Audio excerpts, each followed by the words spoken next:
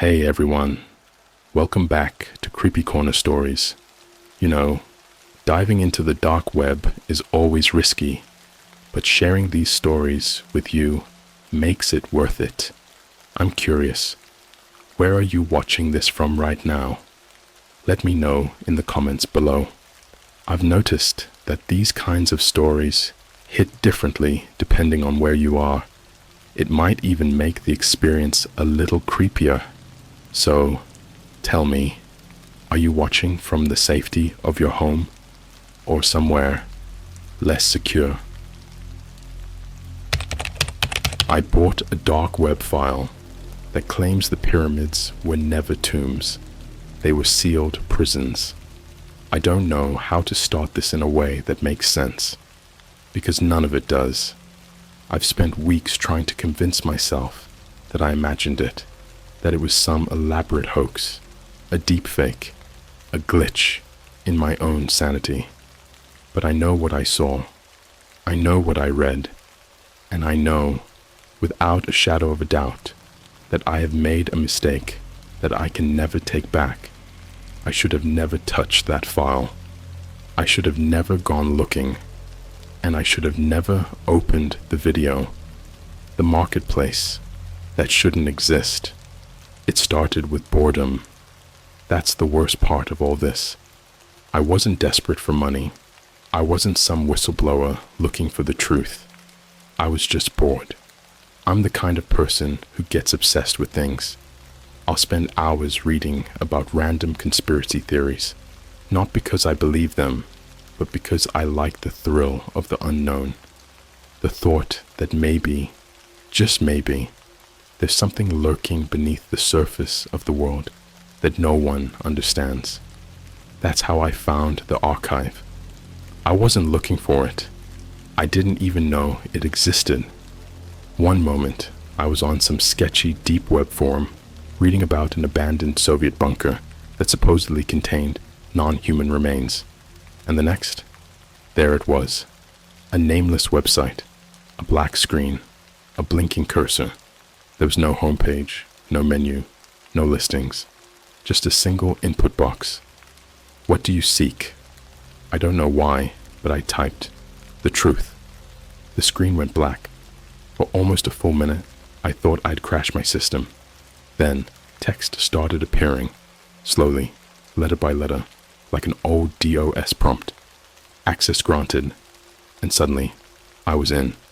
It looked like an old school forum, the kind you'd see in the early 2000s. No images, no flashy UI, just text. Hundreds of thread titles. Some of them were ridiculous. Time travel technology, confiscated by the Vatican, proof inside. The moon landing was real, but they found something there and left. The SCP Foundation is real. Here's how I know. But some of them felt wrong. MK Ultra never ended. It just changed names. There are cities underground. They're not abandoned. If you see a second sun in the sky, run. Do not look at it. I don't know how long I scrolled, but eventually I saw one that stopped me cold. The pyramids were never tombs. They were sealed prisons. No other information, just a download link. Now, let me be clear. I've seen deep web scams before. I know how they work. Some random file claiming to contain hidden knowledge is almost always a virus, a data miner, or some other kind of trap. But this wasn't an independent post. This was pinned, the only pinned thread on the entire forum. Something about that made my stomach twist. I don't know why I did it. I don't know what part of my brain thought this was a good idea. But I clicked the link, and the moment I did, my screen flickered. For a split second, I saw something. A face. Pale, stretched, unnatural. Its mouth was wrong. Too wide, like its jaw had been unhinged. Its eyes were black. Not just dark, not just hollow. Black. A void that didn't reflect light. And then it was gone. The file finished downloading. projectosiris.zip. I should have stopped there, but I didn't. The documents I opened the folder. Inside, there were 4 files. A text document titled readmefirst.txt, a PDF labeled declassified report 1978.pdf, a folder labeled photo evidence, a video file called excavationlog.mp4. My hands were shaking. I don't know why. I started with the text document. It was short. Only 1 sentence. Do not watch the video. I swallowed.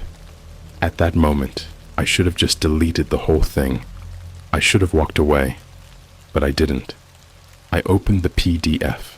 It was a scanned government report. Old yellowed pages, official seals, signatures. The title: Site 004, Prison Structure Investigation, Giza, Egypt. Not tomb, not historical site. Prison. My heart was hammering in my chest. I started reading. The document described an excavation in 1978, one that wasn't supposed to exist. A secret dig conducted by a joint task force between the Egyptian government and an unnamed U.S. agency. Their goal? To determine the viability of continued containment. The more I read, the worse it got. They described structural weaknesses in the Great Pyramid of Giza, noting abnormal seismic activity beneath the structure. They detailed how the pyramid's internal temperature had been steadily increasing for over 50 years, despite no known heat source. Then I got to the witness statements. I should have stopped reading. One of the excavation workers, a man named Karim Ismail, reported hearing sounds from inside the pyramid at night, like something moving, scraping, whispering. At first, the team dismissed it.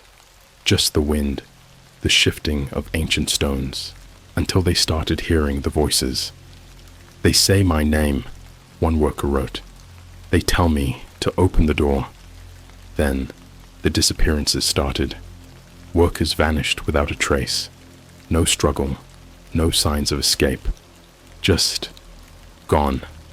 The final entry in the report was a transcript from a radio transmission. It was short, only 6 words. The walls are breaking. It's awake. The transmission cut out. I stared at the screen, my mouth dry. I could feel it. That deep, primal wrongness. Like something in the world had shifted. Like something had seen me. My eyes flicked back to the folder. The video. The file I was explicitly told not to watch. I wish I could tell you I closed my laptop, that I walked away, but I didn't. I clicked on the video, and my screen went black. Then I heard the breathing, slow, heavy, not human. And when the footage started playing, I realized something. The pyramids weren't built to honor the dead. They were built to keep something inside. And we opened the door. My screen flickered. For a second, just a second, I thought my laptop had crashed. But then I realized the screen wasn't off. It was just black. Something was there, breathing. I could hear it. Low, ragged, wet, not human. The kind of breathing that makes your skin crawl before your brain even knows why. Something deep, guttural, hungry. I wanted to pause the video, but my fingers wouldn't move. I couldn't move. And then the screen lit up. The footage. It started with a date, March 11th, 1978. The camera was old, film grain flickering over the image. It showed a desert excavation site at night. Workers in dust-covered clothes, sweating under floodlights as they hauled equipment toward the Great Pyramid of Giza. But something was off. I've seen documentaries about ancient sites.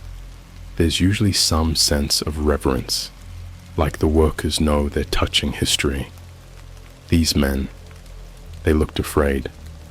One of them kept glancing over his shoulder. Another was gripping a wooden cross so tightly his knuckles had turned white. Then the camera panned. That's when I saw the door. It wasn't one of the known entrances. This one was deep underground, beneath the sands, beneath the foundation itself. A massive stone slab covered in symbols I'd never seen before. Not hieroglyphs, warnings, the kind of markings you'd see on a nuclear site, on a biohazard container. Except these were thousands of years old. There were claw marks on the stone, long, jagged gashes, as if something had tried to tear its way out. A voice crackled over the footage. An older man, speaking Arabic. Subtitles appeared at the bottom of the screen. The readings are unstable. We should not proceed. A second voice responded, English this time. Clipped, military. We proceed. A team of 6 men approached the door. Armed soldiers, American. Their uniforms were old, but the guns were real. M16 rifles, standard issue for US forces in the 70s. What the hell was the military doing at an archaeological site? The workers hesitated. The older man whispered something. I watched as the subtitles translated his words. You are making a mistake. The seal is there for a reason. No one listened.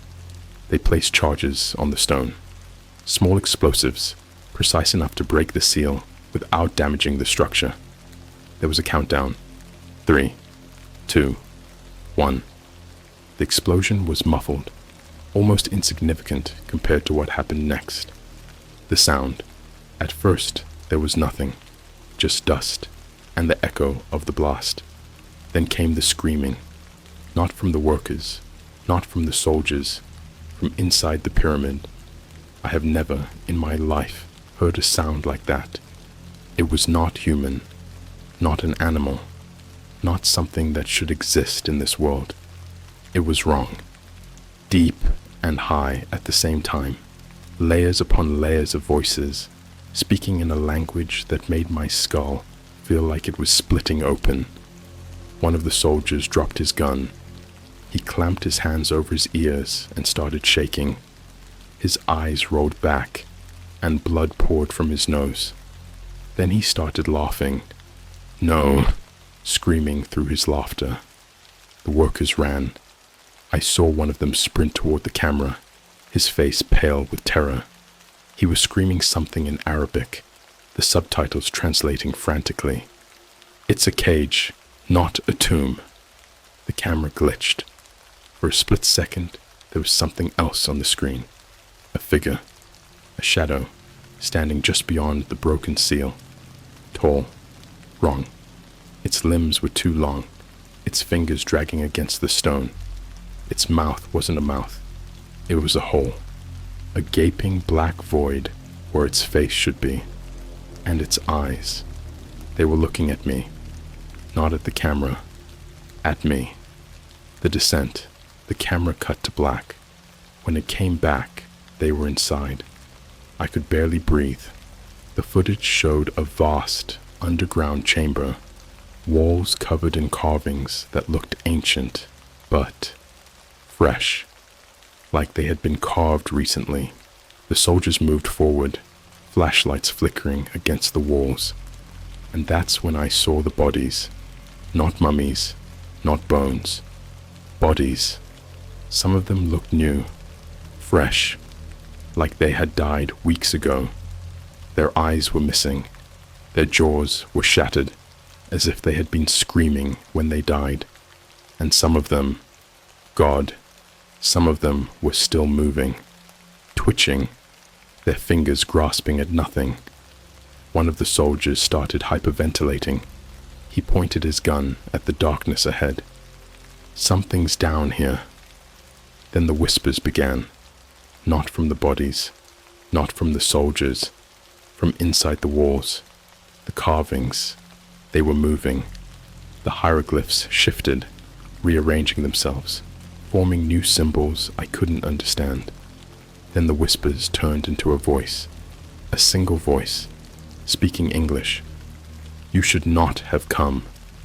The subtitles didn't translate this time. They didn't need to, because I heard it, not through my speakers, inside my head. And then the video cut out. The aftermath. I sat there, staring at the black screen, my breath coming in short, shallow gasps. I tried to close the file. I couldn't. My cursor froze. The video started playing again. Except this time, it wasn't the footage. It was my room. A live feed. I saw myself, sitting at my desk, watching. And then, behind me, something moved. Something tall. Something with no face. The screen glitched. The video closed itself. And my door creaked open. My door creaked open. I didn't turn around.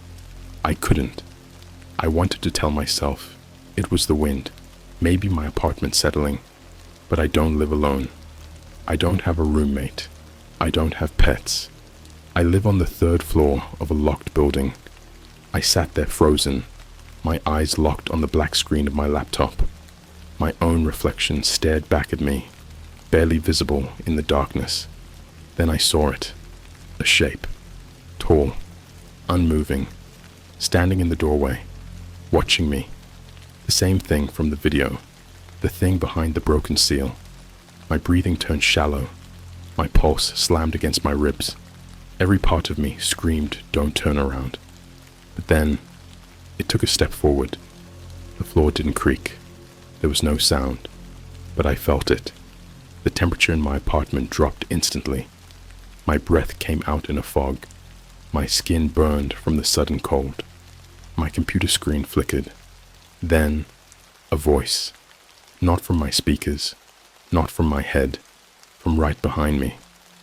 "You saw." The words didn't sound spoken. They weren't whispered, weren't breathed. They were put there, placed inside my skull like a thought I never had. The pressure in my head built like something was trying to force its way in. I felt my nose start to bleed, hot and sticky down my lips. And then, the lights cut out. The screen went black. And I knew I had to run. The escape. I moved before I could think. I kicked back my chair and bolted for the hallway. My apartment isn't big, but the distance between my desk and the front door felt endless. My feet slammed against the hardwood, my vision blurring, my head screaming at me to not look back. But I did, and I wish I hadn't. It wasn't walking, it was gliding. Tall, wrong. Its arms were too long. The fingers dragged against the walls, leaving deep, blackened marks. The air around it seemed to bend, distort, like heat rising off pavement. And the worst part, it had no face. Just that hole where a mouth should be. A void, an abyss, pulling in the darkness around it. Then, it twitched. Not a step, not a movement. A jerk, like it had been suddenly yanked forward, halfway across the room, instantly closer. A sound bubbled up from its throat. Not a growl, not a hiss. Laughter, echoing, inside my skull. I slammed into the front door, fumbling with the locks. My hands were shaking too hard to grip the handle. I could feel it behind me, feel the air grow thicker, heavier. "You saw." That not voice burrowed deeper into my skull. I ripped the door open and stumbled into the hallway. But the second I crossed the threshold, everything went silent. Not just quiet, silent. The kind of silence that makes your ears ring, that makes your brain feel like it's floating. The hallway was empty, no shadow, no figure, just the sound of my own ragged breathing. My apartment door was still wide open. The lights were back on. The air was normal. The cold was gone. It was like nothing had happened, like it had never been there. But when I looked down, my floor was covered in footprints, burned into the wood, long skeletal prints that ended right where I had been sitting. The research. I didn't go back inside. I ran. I didn't even know where I was going. I just kept moving. Through the lobby, out into the street, my feet pounding against the pavement until my lungs burned. When I finally stopped, I was in a 24-hour McDonald's. The fluorescent lights buzzed overhead.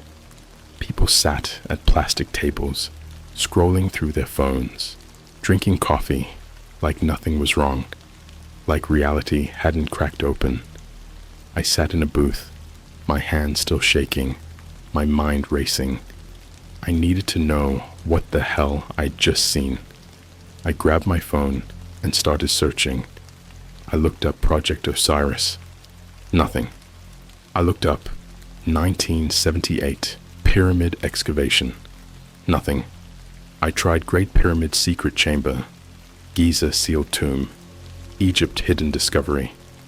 All I found were articles from years ago about a supposed void inside the pyramid. One scientist couldn't explain, but that wasn't what I saw. That wasn't what was in the video. I needed to go deeper, so I logged back onto the archive. The missing posts, the forum looked the same. Same layout, same eerie minimal design. But when I searched for the thread, it was gone. The post I had downloaded, deleted. The seller's account, deleted. Every comment, every review, every mention of Project Osiris, gone. Like it had never existed. Like I had imagined it. But I knew it was real. Because my laptop was still sitting open back in my apartment. Because my floor was still covered in those blackened footprints. Because something had whispered in my head, had watched me, had almost gotten me. And I knew. It wasn't over. The call. My phone buzzed. I jumped. An unknown number. I hesitated, my thumb hovering over the screen. Then, against my better judgment, I answered. At first there was nothing, just static. Then, a voice.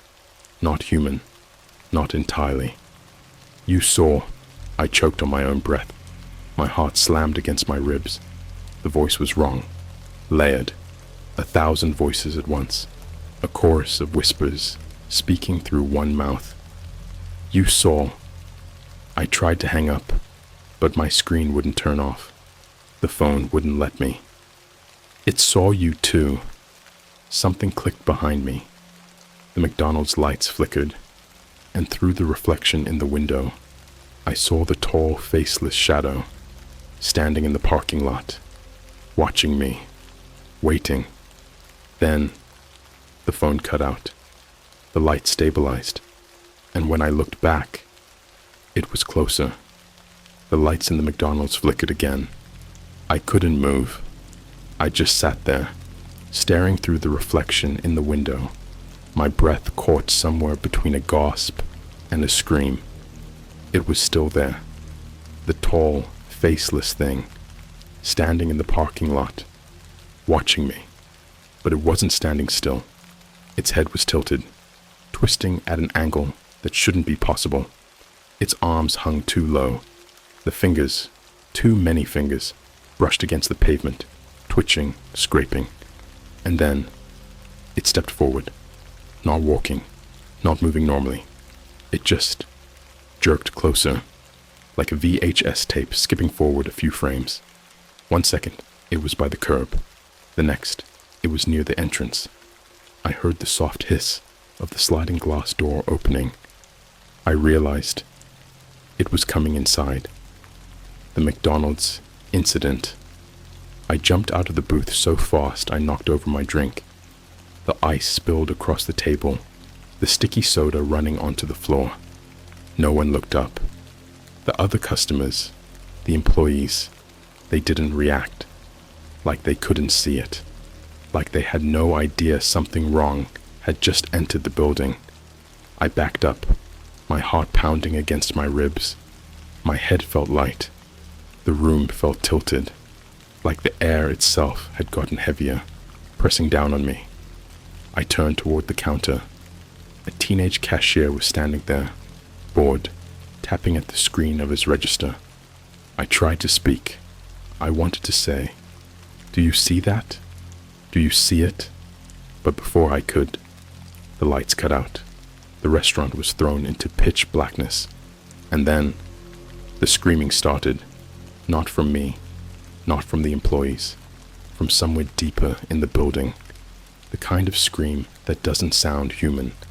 The kind of scream that rips through bone and marrow, that makes the animal part of your brain start clawing for survival. The lights flickered back on, and everything was normal.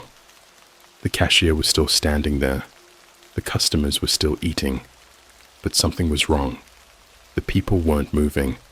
They were frozen. Forks stopped halfway to their mouths. Phones held in mid-scroll. The fryer oil in the back, bubbling in complete silence. Time had stopped. And the thing, it was right beside me. I didn't turn my head. I didn't have to. I could feel it.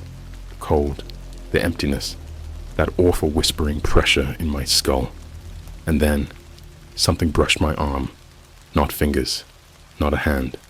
Something worse. Something wet. Something that shouldn't exist.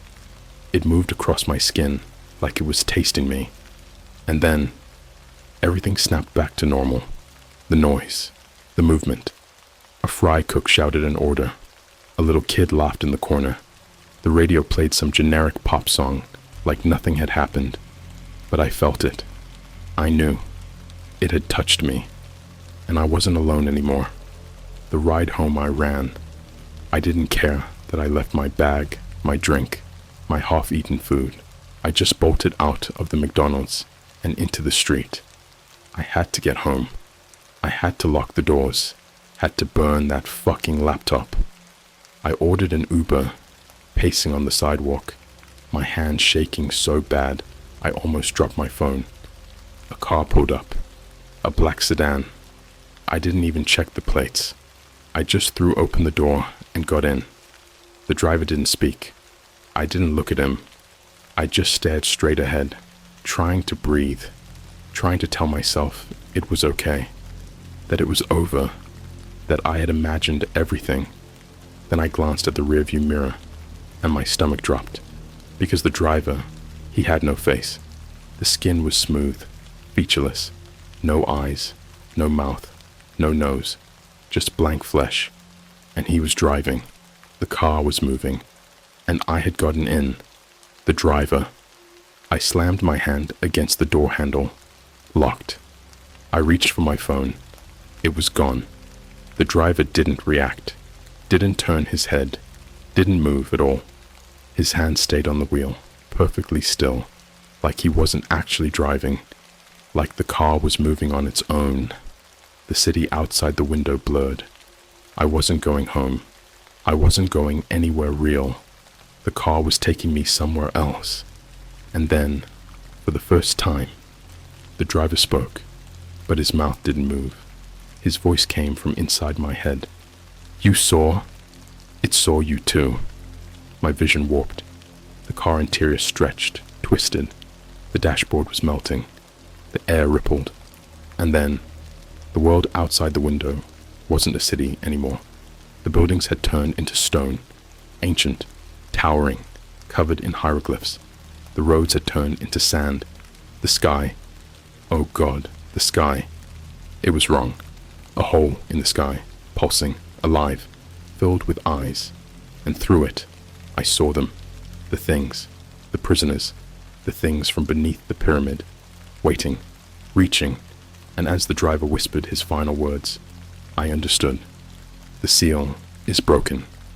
The car vanished, and I was falling, straight into the black, straight into the prison that was never a tomb. I was falling, not like falling from a building, not like dropping through the air. This was different, deeper. I could feel it, the world stretching, twisting around me. There was no end, no beginning, no up or down, just darkness, and something waiting in it. The wind wasn't rushing past me. There was no sense of motion, but I was still descending, falling through something old, something hungry. I could hear whispers pressing against my skull, clawing at my thoughts, slipping through the cracks in my mind. Words in a language that wasn't meant for humans. And then, I hit the ground. The pyramid beneath the pyramid. I didn't wake up. I just became aware again. I was lying on stone. My body ached. My bones felt wrong, heavier. The air was thick, wet, like I was breathing in something rotten. I sat up. I was in a chamber, a vast, impossible cavern beneath the pyramid. The walls stretched too far, too high, too wide. This place shouldn't exist, but it did. And I wasn't alone. The bodies, they were everywhere, piled against the walls, half rotted, half preserved. Some were ancient, shriveled husks wrapped in decayed linen. Others were fresh, too fresh. Their skin was pale, their mouths open in silent screams. Their eyes, gone, all of them, empty sockets staring into the dark.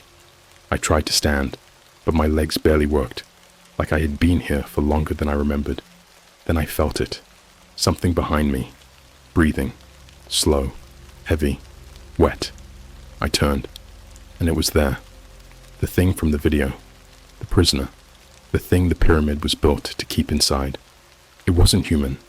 It had never been human. It stood impossibly tall, skeletal, twisted. Its arms were too long, its fingers too many, and its face. God, its face. No mouth, no eyes, just a hole, a gaping black void.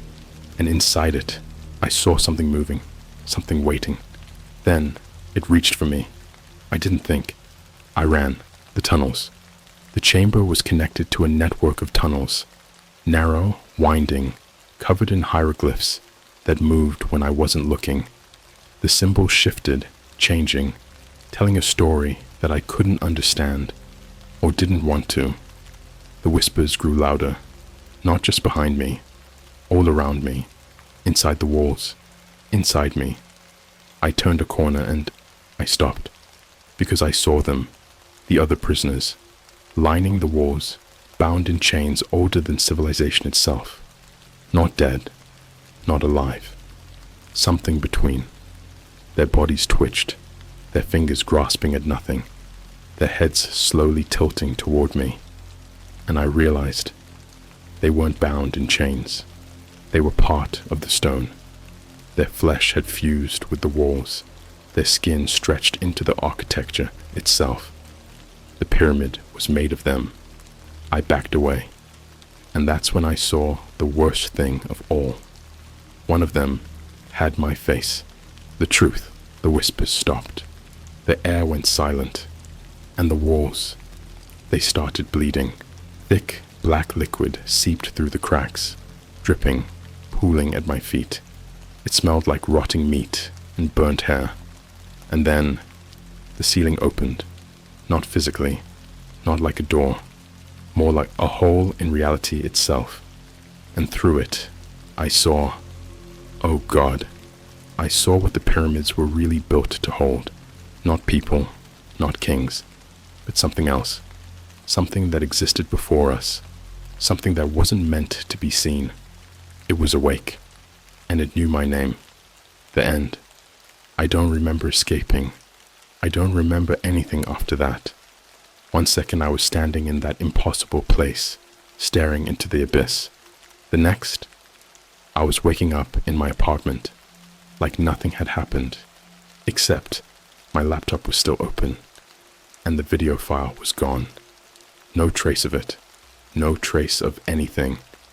But I knew I hadn't imagined it, because my floor was still covered in footprints, and my reflection in the mirror didn't blink. A dark web livestream claims Antarctica is hiding an ancient alien structure. The video cut out after the crew started screaming. Alright, I know how this sounds. You're probably rolling your eyes already. Another deep web horror story. Really, I get it.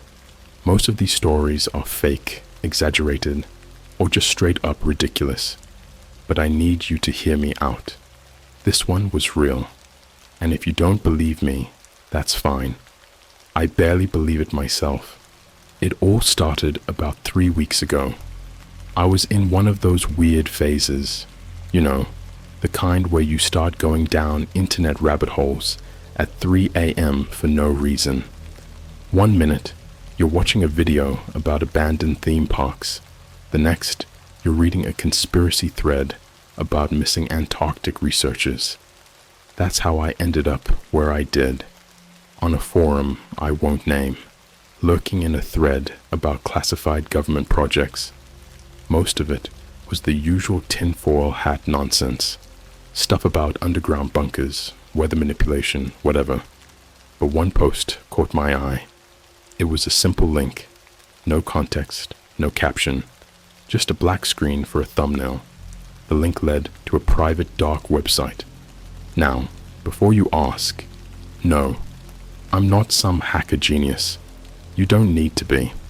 The deep web isn't some mythical hacker-only space. If you know where to look, getting there is easy. I've been down these rabbit holes before, mostly out of curiosity, never expecting to see anything real. But this time, I did. The site was hosting a live stream. It had maybe 200 people watching, all in a chat room that was going way too fast for me to keep up. Most of the messages were just emojis and random words, but some stood out. Bro, this is insane. They're actually there. WTF? They're gonna get killed for this. The stream itself showed a group of people, 5 of them, dressed in heavy winter gear, standing in a pure white landscape. Antarctica. At first, it seemed like just another urban explorer group trying to get clout, but something felt off. For one, they weren't vlogging. They weren't talking to the camera like influencers. They looked nervous. The leader, a guy with a thick beard and a military-style jacket, kept checking behind him. The others whispered to each other, barely audible over the wind. Then, the camera turned, and I saw it. A structure. It wasn't a research station. It wasn't natural. It looked ancient, massive, like a temple made of black stone, half buried in the snow. Strange carvings covered its walls, twisting symbols that didn't look human. The entrance was a gaping hole, pitch black, like a mouth swallowing the light. The chat exploded. That's not supposed to be there. No fucking way. US Gov been lying. The camera operator hesitated, then stepped forward. The crew followed. Their breaths came out in short, panicked gasps. And then, the screen glitched. For a split second, the image broke into static, warping with high-pitched feedback. The figures on screen seemed to shift, almost like they stretched, their faces blurred. Then the video came back. They were inside. The black stone walls looked wet, almost organic. The carvings pulsed, like veins under skin. The deeper they went, the darker it got. Not just in a lack of light way, more like the shadows were swallowing the camera's brightness. The chat slowed down. People weren't joking anymore. I don't think this is fake. Why is the stream still up? Where did they go? The crew had stopped. The bearded leader was whispering something to the others, pointing at the walls. The camera tilted down. There were bones. Not human. Something bigger. Twisted.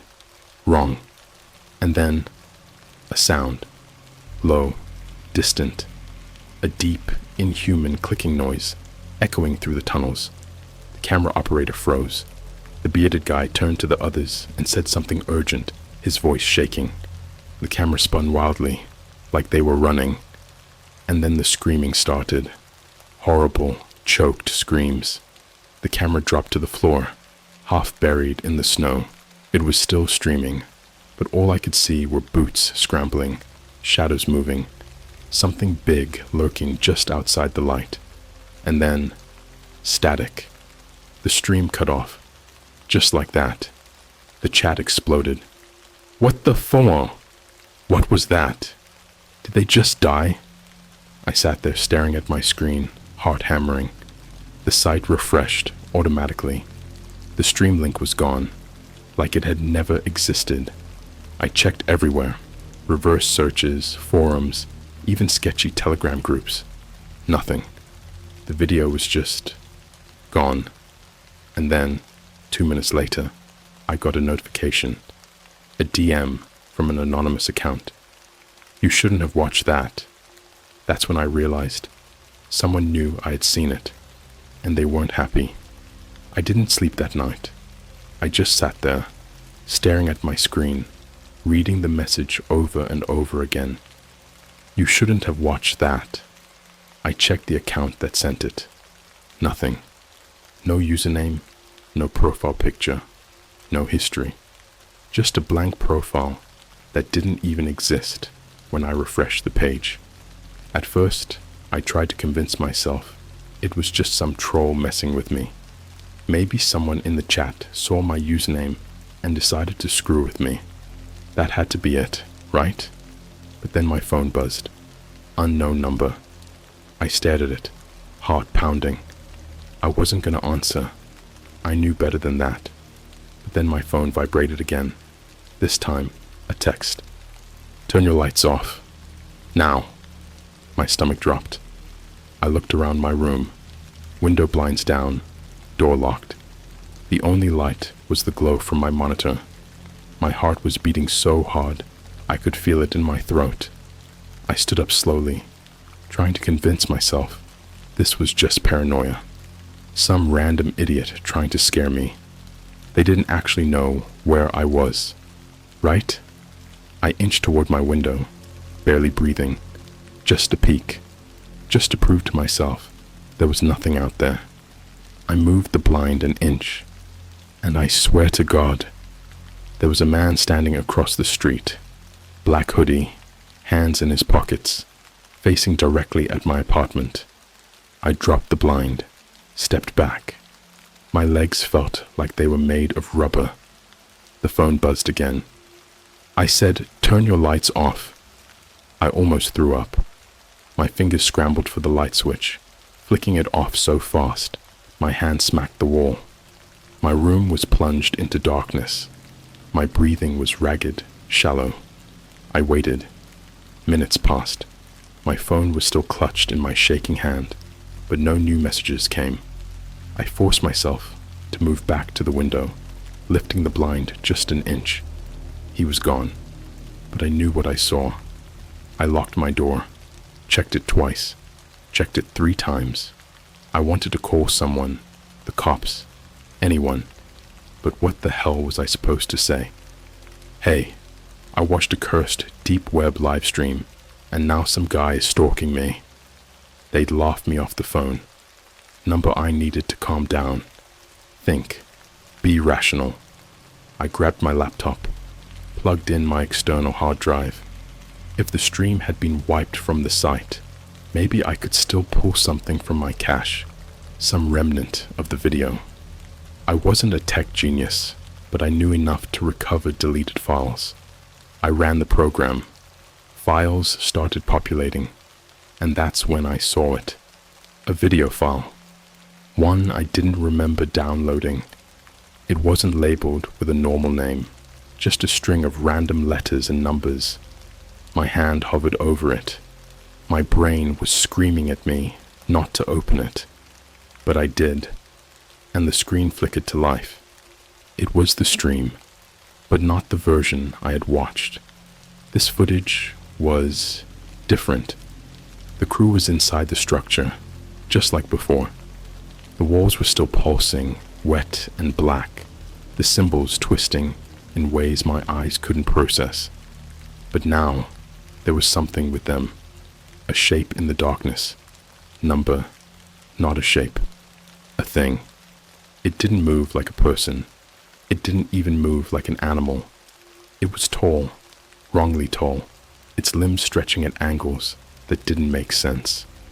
Its head twitched in unnatural, sudden jerks, like it was snapping between different dimensions.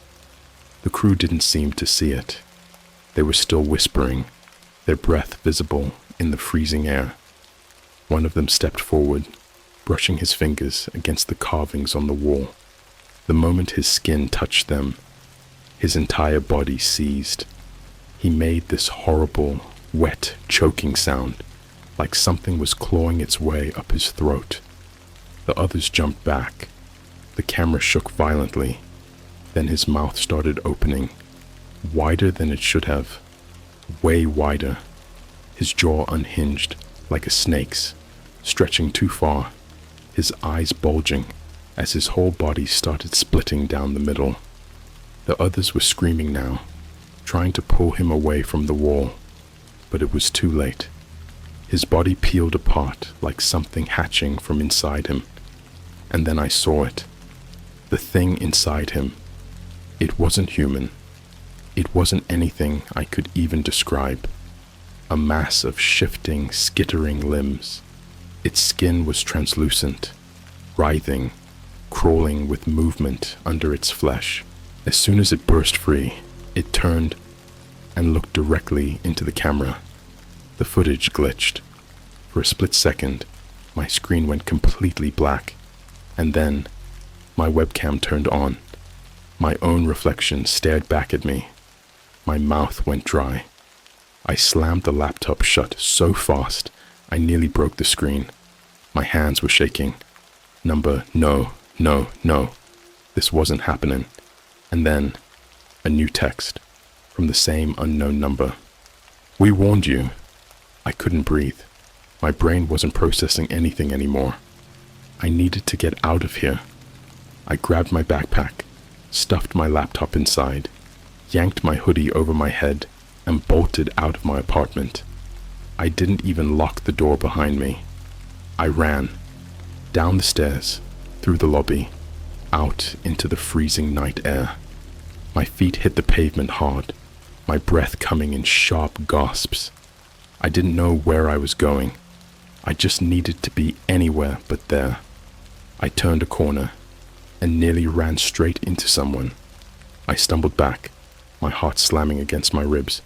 It was a man, same black hoodie, face hidden under the shadow of his hood.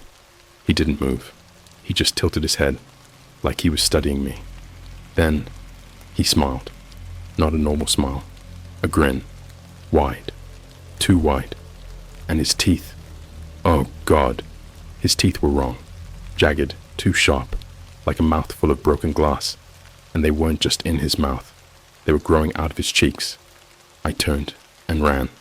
I ran until my lungs felt like they were ripping apart, until my legs gave out beneath me, and I collapsed against the cold pavement of some alleyway. I couldn't stop shaking. I thought I was gonna die. And then my phone buzzed, one last time. One final message. A video file. I didn't open it. I don't know what to do. I don't know who these people are, but they're watching me, and I think they're coming. I wish I had never clicked that link. I wish I'd never watched that stream. I wish I'd never seen that thing in the shadows. But most of all, I wish I'd never opened that video file. Because now, I know. I know what they were hiding in Antarctica. I know what they found in that frozen abyss. And I know that whatever it is, it's already spreading. Chatting, the alleyway. I sat in that alleyway for what felt like hours, heart hammering, skin frozen from the cold. My phone sat in my lap, the screen still glowing. The video file. I should have deleted it. I should have thrown my phone into the sewer, burned everything, vanished. But my brain wasn't working anymore. I wasn't thinking like a normal person. I was obsessed. With shaky fingers, I tapped the screen. The video started playing. At first, it was just blackness, not normal darkness. This was something deeper, something alive. I could hear breathing, slow, wet, inhuman. Then a flicker of movement. The screen adjusted. The video wasn't from the live stream. It was from somewhere else. A grainy security-style feed, flickering in and out of static. A lab, metal walls, surgical equipment, and something massive covered by a tarp. A figure stood near the table. A scientist. He was mumbling to himself, pacing in frantic circles, gripping his head like he was trying to keep something inside. His face was slick with sweat. He was whispering numbers under his breath. Then, suddenly, he stopped. Slowly, he turned his head toward the camera and grinned. That same wrong, tooth-filled grin. The same grin the man in the hoodie had. I felt my stomach twist. The scientist raised a shaking hand and pointed toward the top. Then, without breaking eye contact, he ripped his own jaw open. The sound it made, a wet, splintering crack. Blood gushed down his neck. His tongue lolled out like a dying animal. And yet, he didn't collapse. He just stood there, gurgling, his mouth stretched impossibly wide, his eyes filled with something I can only describe as relief. Then, something moved beneath the tarp. My entire body seized. I wanted to stop watching, but I couldn't. The tarp shifted, bulging from underneath, as if something was trying to push through. The metal table began to bend. A series of clicking sounds echoed through the speakers, like insect legs scraping against glass. Then the video cut to static. 2. The second video. I sat there, breathless, hands clammy. My phone buzzed again. A second video. My stomach churned. I didn't want to open it. I knew I shouldn't. But my hands had a mind of their own. My thumb hovered. My curiosity was a sickness, a disease crawling under my skin. I pressed play. At first, I didn't understand what I was looking at. It was dark, the only light coming from an old fluorescent bulb, flickering weakly. A bathroom mirror. Then, I saw myself. My reflection. My own face, staring right back at me. But it wasn't right. The me in the video was grinning. I wasn't. I watched in horror as the me in the video slowly, painfully, began pulling at his own lips, peeling them back, stretching his mouth too wide, revealing rows of teeth that didn't belong. Then he started to laugh. The sound was garbled, glitchy, like static whispering secrets in my ear. His hands twitched, fingers spasming, nails tearing into his own flesh as his mouth kept widening. And then his eyes snapped to mine. He saw me. He wasn't a reflection anymore. He was watching me. The lights in my room flickered. My phone screen warped. My own reflection in my real mirror. It moved. Before I did, I dropped the phone, staggered back. My hands were shaking so hard I could barely breathe. The room felt wrong, smaller, like something else was inside with me. Then, the knocking started. Not at my door, inside my closet. Soft at first. Tap, tap, tap, then harder. Bang, bang, bang. I couldn't move. My legs wouldn't respond. Every instinct in my body screamed at me to run, but I was paralyzed. Then, my closet door creaked open, just an inch. Then 2. Darkness. Pure suffocating darkness spilling out from inside, like ink spreading across the floor. The same blackness from the video. A voice whispered my name, not from inside the closet, from my phone. I looked down. The video was still playing, but I wasn't in it anymore. The screen showed something else. My room. From inside the closet. The camera angle was shaking, the darkness shifting as something moved forward. Slow, crawling, clicking. I saw fingers. Too many fingers. Then, the screen glitched. A single frame appeared before the video cut to black. A face. Not mine. Something else. Something wearing my skin. Grinning. Watching. Waiting. 3. The escape I ran. I don't even remember grabbing my keys. 1 second, I was in my room. The next, I was sprinting down the street. My breath ragged. My vision swimming. I had no plan. No destination. I just needed to be anywhere but there. But the streets were empty. No cars. No pedestrians. No sound. except for my own heartbeat slamming against my ribs. Then, a streetlight flickered, and I saw them, figures standing in the distance, motionless, too still, black hoodies, faces obscured, all staring at me. Then, in perfect unison, they started grinning, their mouths stretching too wide, their teeth growing. I turned and ran. I don't remember how I got here. I don't know where I am.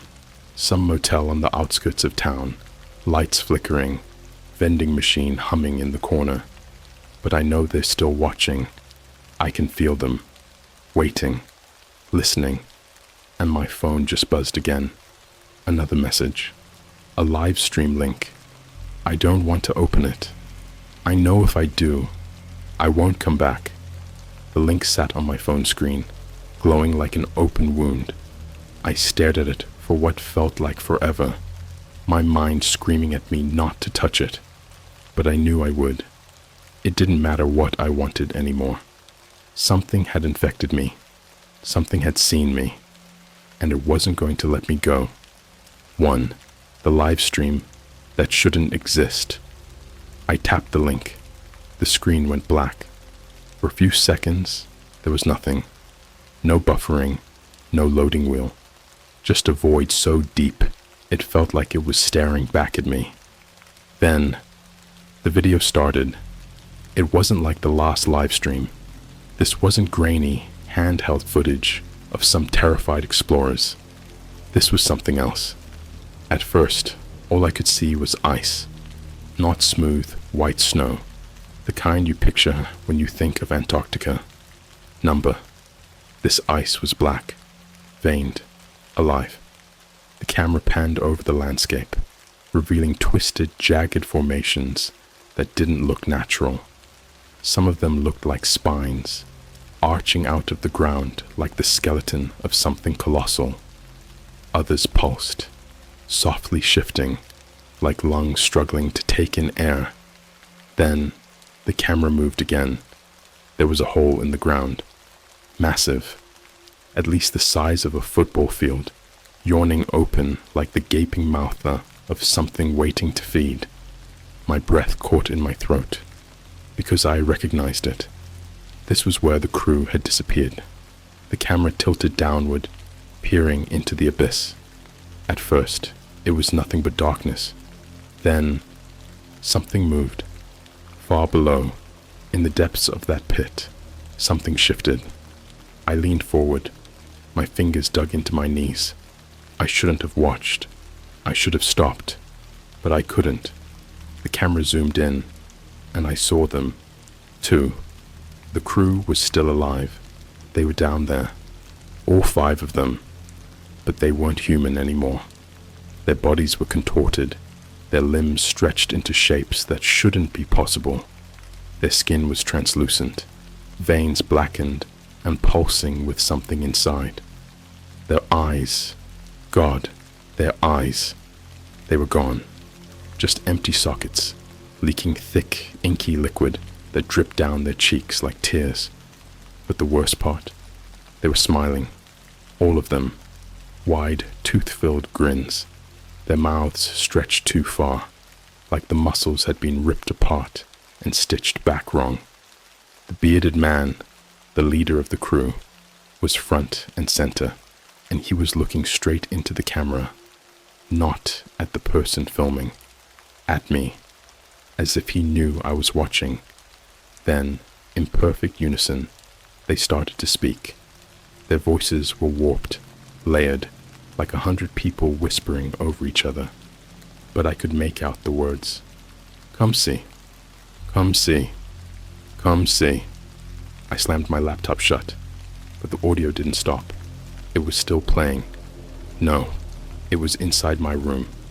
I whipped my head around, heart hammering.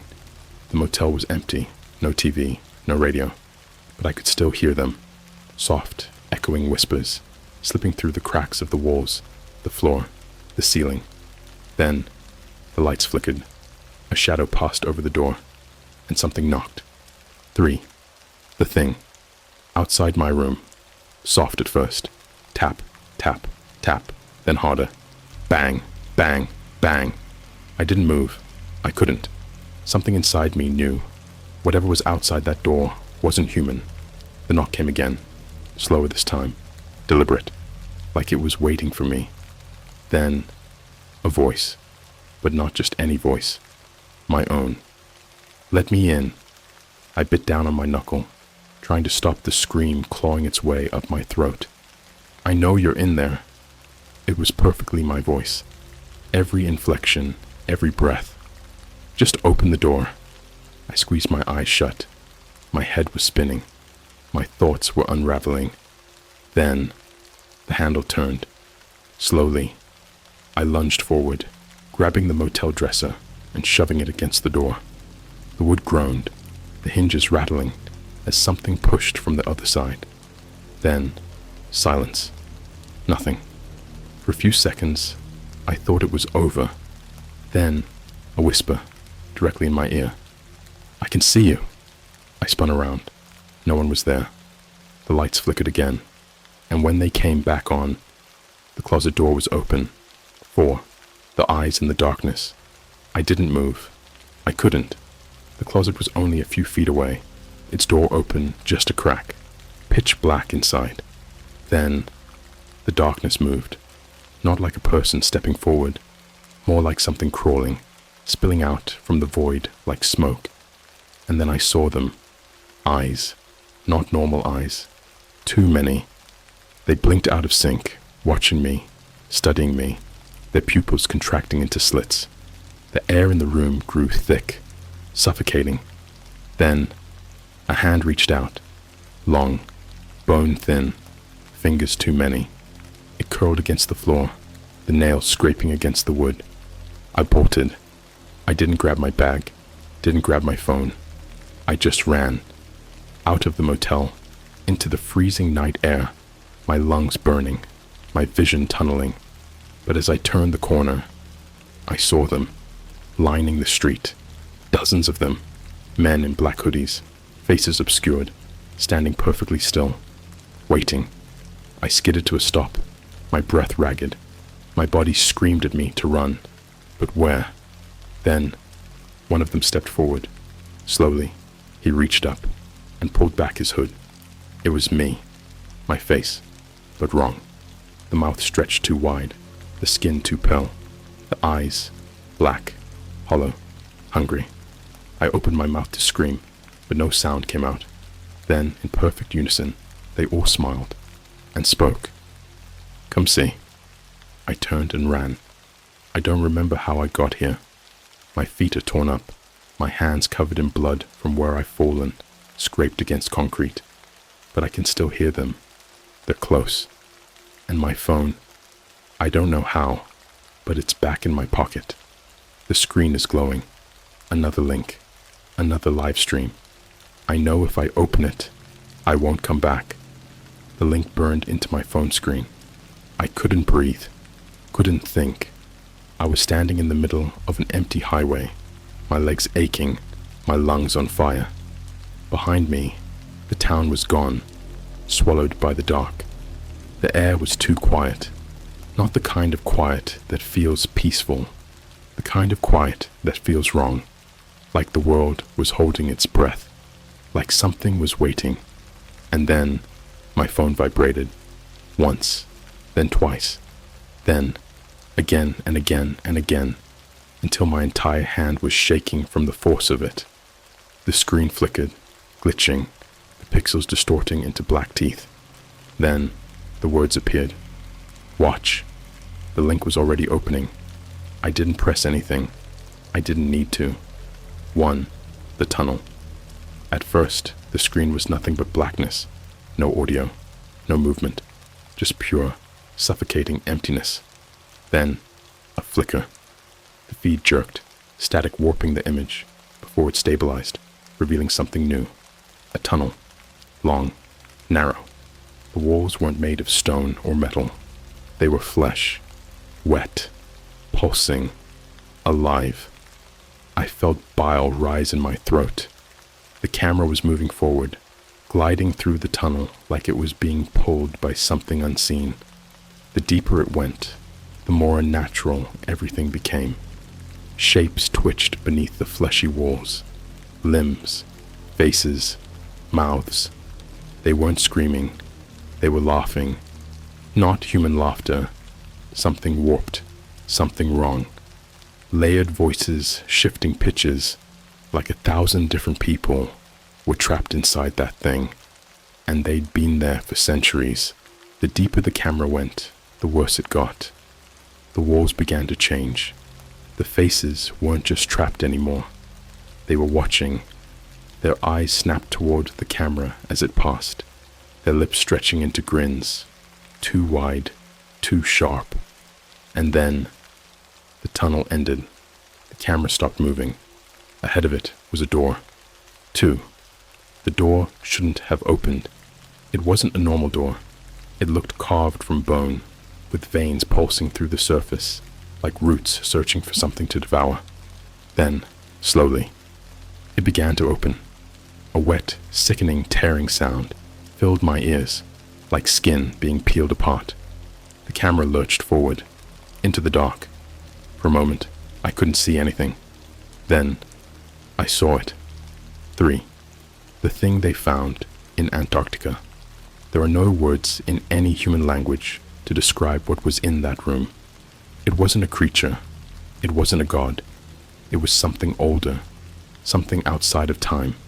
It filled the entire space, its form shifting, unraveling, reforming, like reality itself was breaking just by looking at it. Its skin, if you could even call it that, was black and glossy, but it wasn't solid. It was moving. Inside it, there were things inside it. Faces, hands, screaming mouths. Thousands of them, trapped in its flesh, pressed against the surface, struggling to escape. The camera got closer. I didn't want it to. I tried to turn my phone off, but my fingers wouldn't move. My body was locked in place, every nerve in my brain screaming that if I kept watching, it would see me. Then, the thing stirred. A limb unfurled from the mass, jagged and thin, bones stretching beneath its translucent skin, like something wearing the corpse of a man. And then, it turned toward the camera. Number, not the camera. Mister, it saw me, and it smiled, not with a mouth, with every mouth inside it, grinning, laughing, and then it spoke, not in words, in thoughts, in memories that weren't mine. I remember you. The room collapsed, reality shattered. 4. The screaming. My screen went black. For a second, I thought it was over. Then, the audio started, not from my phone, from inside my room. A chorus of screams, agonized, endless. I knew those voices, the crew. They were here, trapped in the dark, trapped inside it. I felt something behind me, not footsteps, not breathing, just a presence, something massive, something hungry. I didn't turn around. I didn't have to. A shadow crawled across the wall, stretching, writhing, splitting apart, like a mouth opening. Then, my phone vibrated. A new message. No words, just an image. I tapped it, my hand shaking. It was me, standing in my motel room, but I wasn't alone. Behind me, something was watching, tall, twisted, grinning. And then, my phone died. The room plunged into darkness. 5. The end? I don't remember what happened after that. All I know is that I woke up in a hospital 3 days later. They found me on the highway, barefoot, covered in scratches, my eyes bleeding. They said I was screaming. They said I was laughing. They said I kept repeating something over and over. I don't remember what, but the nurse told me. She said I looked her in the eyes and whispered, "It's awake." 6. Final warning. I don't know how much time I have left. I haven't slept since I woke up. Every time I close my eyes, I see the tunnel. I see the door. I see it. And I know it's still watching me. I tried to run. I tried to disappear. But it doesn't matter. You can't escape something that isn't part of our reality. And now, you watched too. You read this. That means it knows you exist. And soon, you'll hear the knocking. You'll get the message. And when you do, don't open it. Don't watch the live stream. Or you'll see what's waiting in the dark. And it will see you too.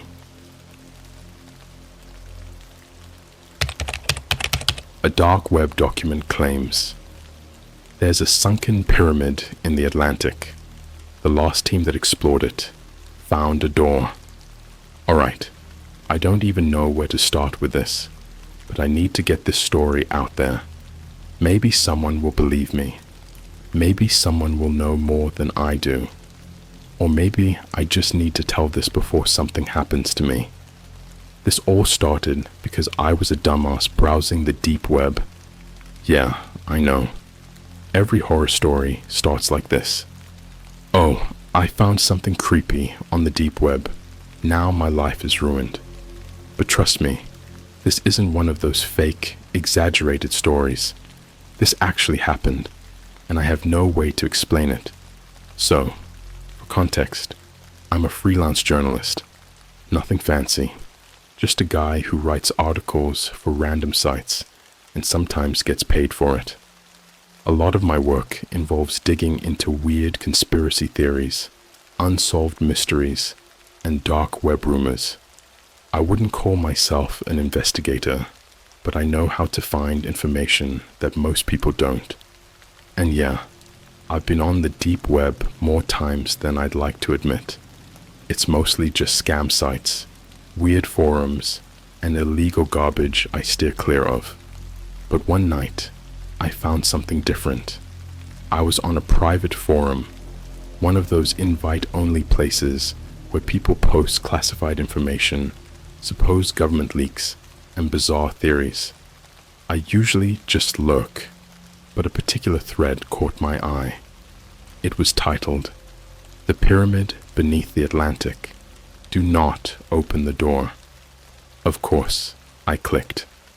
The post was written by an anonymous user and looked like a research document, like an official government report that had been copied and pasted into the forum.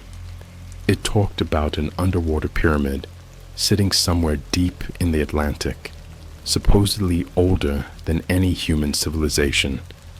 The document claimed it was found by accident in the early 2000s when a private research team went missing near the Bermuda Triangle. A second team was sent to investigate and reported finding a massive stone structure on the ocean floor, miles deeper than any known ruins should be. And here's where it gets weird. The document detailed how divers found an entrance, a massive stone door covered in symbols that didn't match any known language. They set up cameras, planning to open it on their next dive. But when they reviewed the footage later that night, something was off. The symbols had changed. They never made the second dive. The lead researcher, a guy named Dr. Holland Reeves, supposedly went insane and disappeared. The rest of the team refused to speak about what they saw. The project was shut down, buried, and labeled as classified. But somehow, this document ended up on a deep web forum. Most people in the thread called it fake. Some users joked about it being a horror story, but a few, ones with old accounts, the kind that had been lurking for years, weren't laughing. One of them, a guy with the username Deep Current, wrote, "If you don't believe it, check the coordinates. It's real." I scrolled down, and sure enough, someone had posted a set of coordinates. Curiosity got the best of me. I copied them into Google Earth, and that's when my stomach dropped. The location was in the middle of the Atlantic, far from any known islands or structures. But here's the thing. It wasn't just empty ocean. There was a dark, almost triangular shadow deep below the surface. It didn't look natural. It didn't look like a rock formation. It looked man-made. And that's when I made my first mistake. I started digging deeper. I don't think I've slept in 3 days. I don't even know if I should be writing this, but at this point, I don't think it matters. They already know I saw it. They already know I'm talking. So if you're reading this, if this post actually stays up, I need you to listen.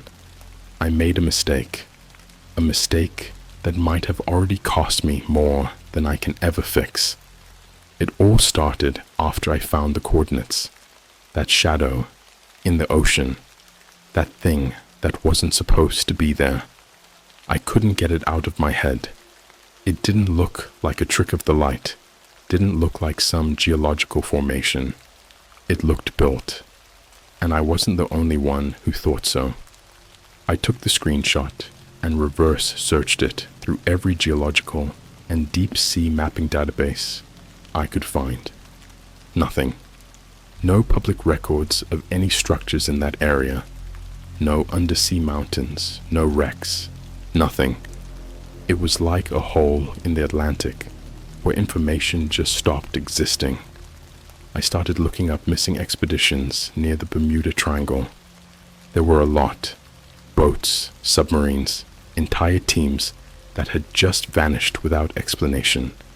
But one, in particular, caught my attention. The Hydra 17, a deep-sea exploration vessel, privately funded, supposedly lost in a storm in 2003. No survivors, no wreckage ever found. It was just gone. But then I checked archived news articles from the time, and something didn't add up. The Hydra 17 wasn't a research vessel. It was a recovery mission. They weren't exploring. They were retrieving something, and I think they found it. The dark web leak. That's when I went back to the deep web thread. The original post had been deleted. The entire forum was wiped. Not just closed. Gone. Like it never existed. I tried accessing it through a VPN, different browsers, even Tor mirrors. Nothing. Then I got an email. The subject line was just, "Stop digging." No sender, no reply option. Just a blank email with a video attachment. Now, I know how this sounds. I know every part of your brain is screaming, "Don't open it." And trust me, I wish I hadn't. But I did. The video was 4 minutes and 11 seconds long. It started with static. Then, a grainy underwater feed.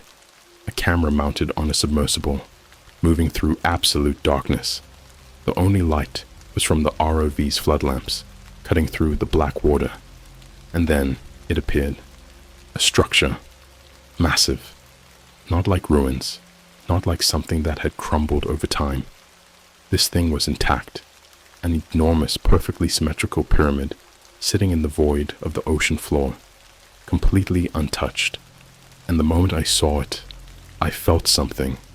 Not fear, not excitement. Something worse.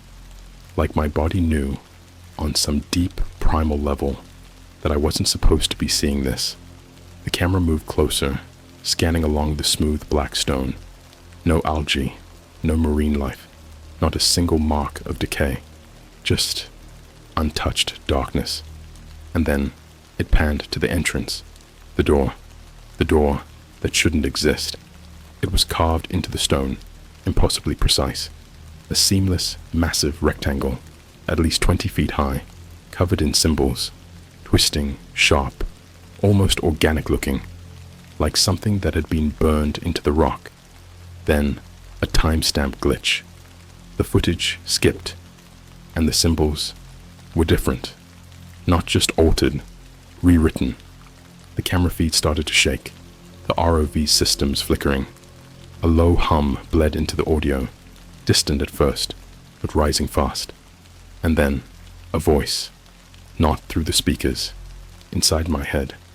A whisper, layered and shifting, like 100 voices speaking at once. I couldn't understand the words, but I felt them. "You are not welcome." The screen cut to black. The video was over. I sat there, staring at my screen, my entire body cold. My hands were shaking so bad I could barely breathe. I knew what I had just seen wasn't normal, wasn't possible. And then my computer shut itself off. Not crashed, not an update. It just powered down.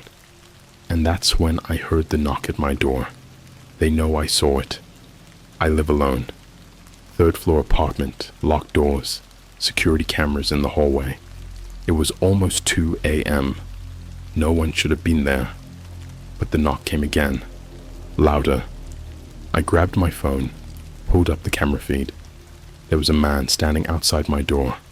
No uniform, no badge, just a black suit, black gloves, black mask, standing perfectly still. Then, without knocking again, he reached up and covered the camera with his hand. My heart almost stopped. I didn't move. I didn't breathe. I just sat there, frozen, waiting for something to happen. After a full minute, I heard footsteps, slow, heavy, walking away. I waited hours before I moved, before I even dared to breathe. When I finally checked the hallway, it was empty. But my security feed, the footage from that night, gone, completely erased. The last message. I tried to ignore it. I tried to tell myself I was imagining things. But then, yesterday, I got one last message, another email, no sender, no reply, just 2 words. Too late. I don't know what's going to happen to me, but I know one thing. Something is down there. Something we were never meant to find. And I think I just got too close. I haven't left my apartment in 3 days. I don't eat. I don't sleep. I just sit here, staring at the door, waiting for something to happen. But nothing happens. And that's worse. At least if they broke in, if they took me, if they ended it, I wouldn't be left with this feeling, like I've already died, and my body just hasn't caught up yet. The man in the suit hasn't come back, but I know he's watching. I see the shadows under my door at night, the flickering in my hallway camera feed, like someone is standing just out of sight. I keep my phone off now. Airplane mode. Battery removed when I'm not using it. Doesn't matter. I still hear it ring. I'll check the screen, and there's no call. No notification. Just that shrill, distant ringing coming from somewhere inside the apartment. I don't look for it anymore, because the last time I did, I found something else. Something worse. The USB drive. I don't know how it got there. One moment, my desk was empty. The next, there was a small black USB drive sitting next to my keyboard. No note, no package, no explanation. I should have thrown it away. Should have smashed it, burned it, flushed it. Anything except what I did. But I plugged it in. It had one file. A video. Hydra 17. Feed 5.mp4. The same expedition. The same deep sea dive. But this was different. The footage was uncut. Not like the first video, the one that ended when the symbols changed. This one kept going. I clicked play. The ROV camera shook violently, systems flickering in and out. The divers, 3 of them, could be heard through the audio feed. They were panicking. I couldn't make out every word over the static, but one of them kept repeating something. Too deep, too deep.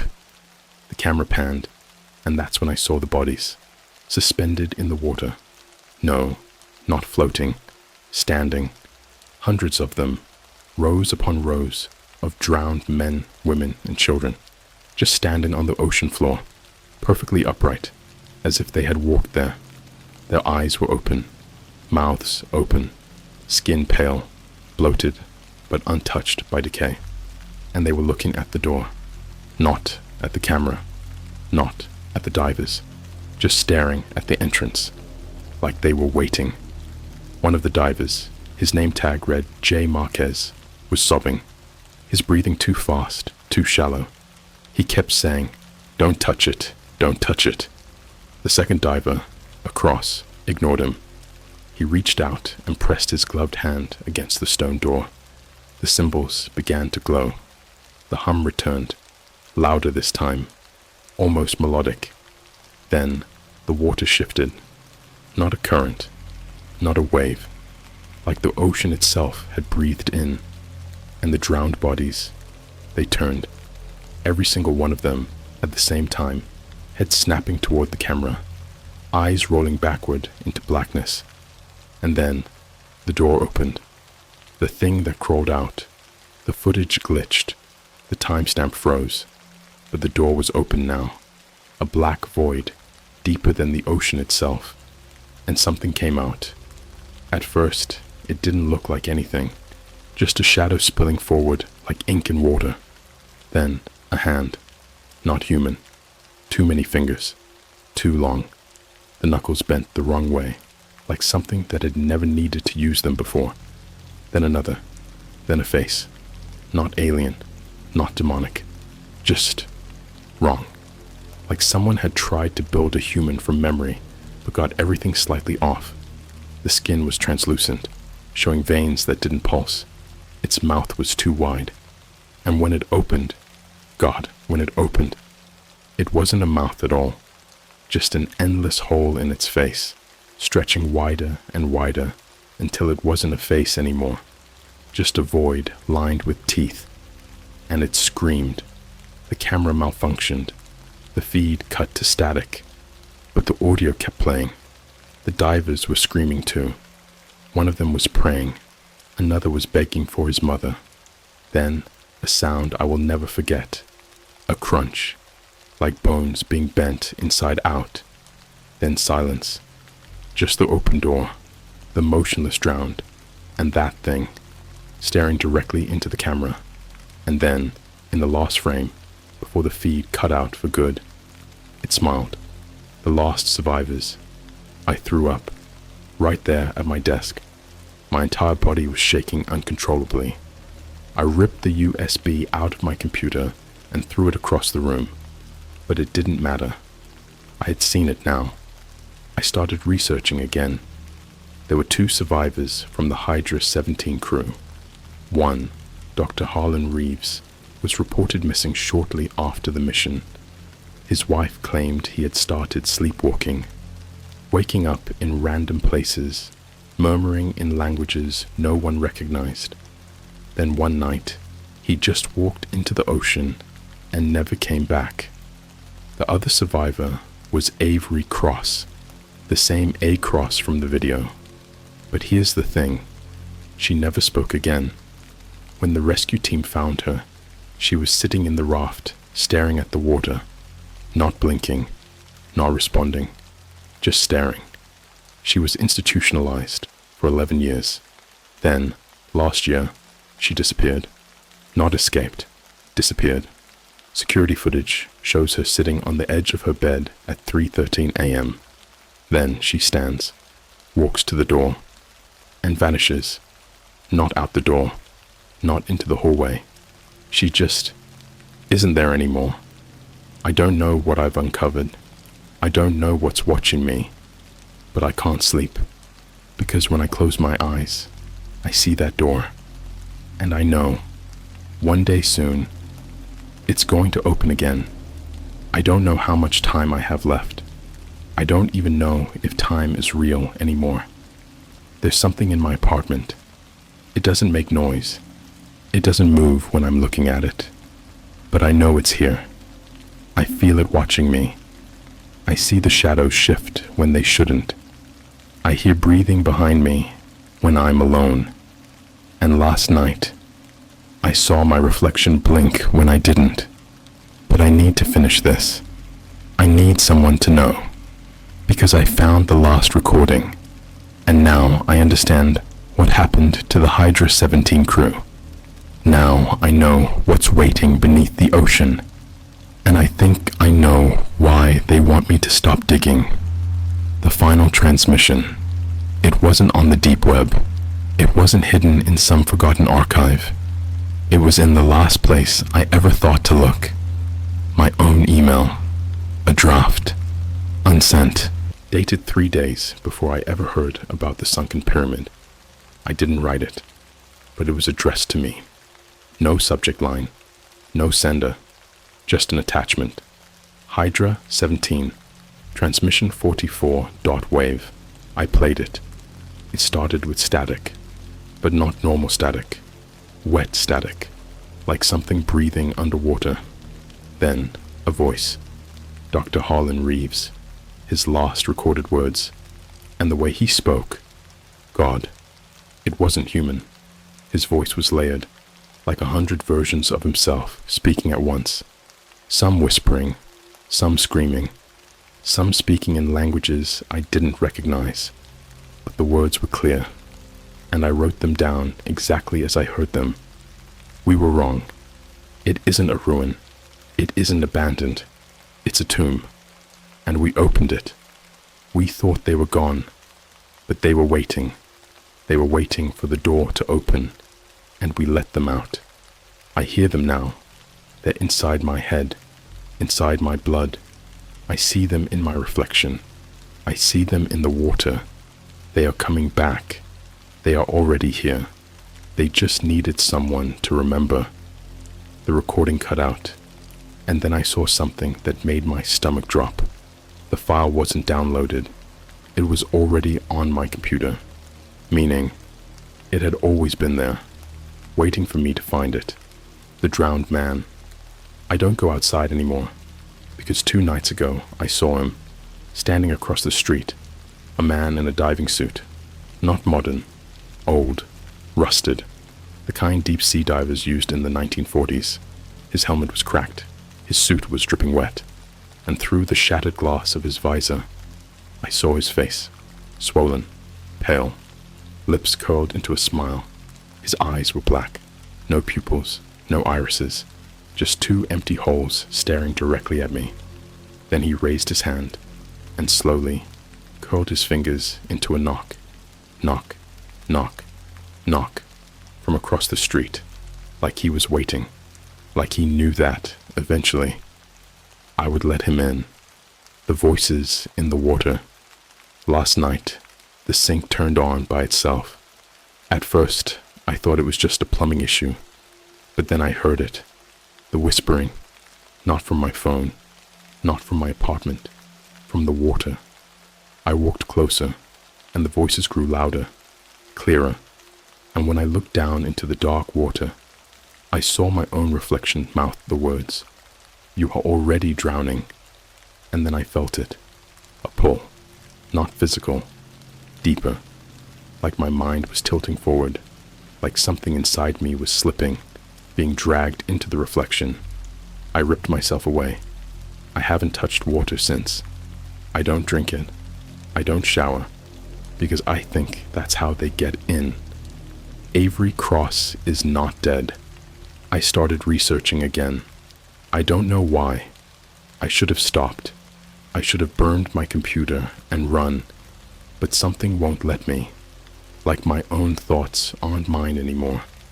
Like something is pushing me forward. And that's how I found her. Avery Cross, the only other survivor, the one who disappeared. She didn't die. She's alive.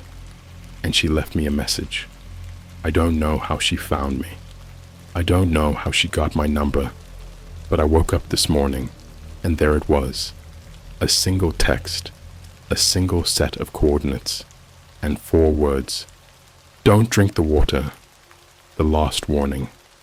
I don't know what to do. The shadows in my apartment are getting longer. My reflection doesn't match me anymore. I see figures standing in the water drains, faces in the glass.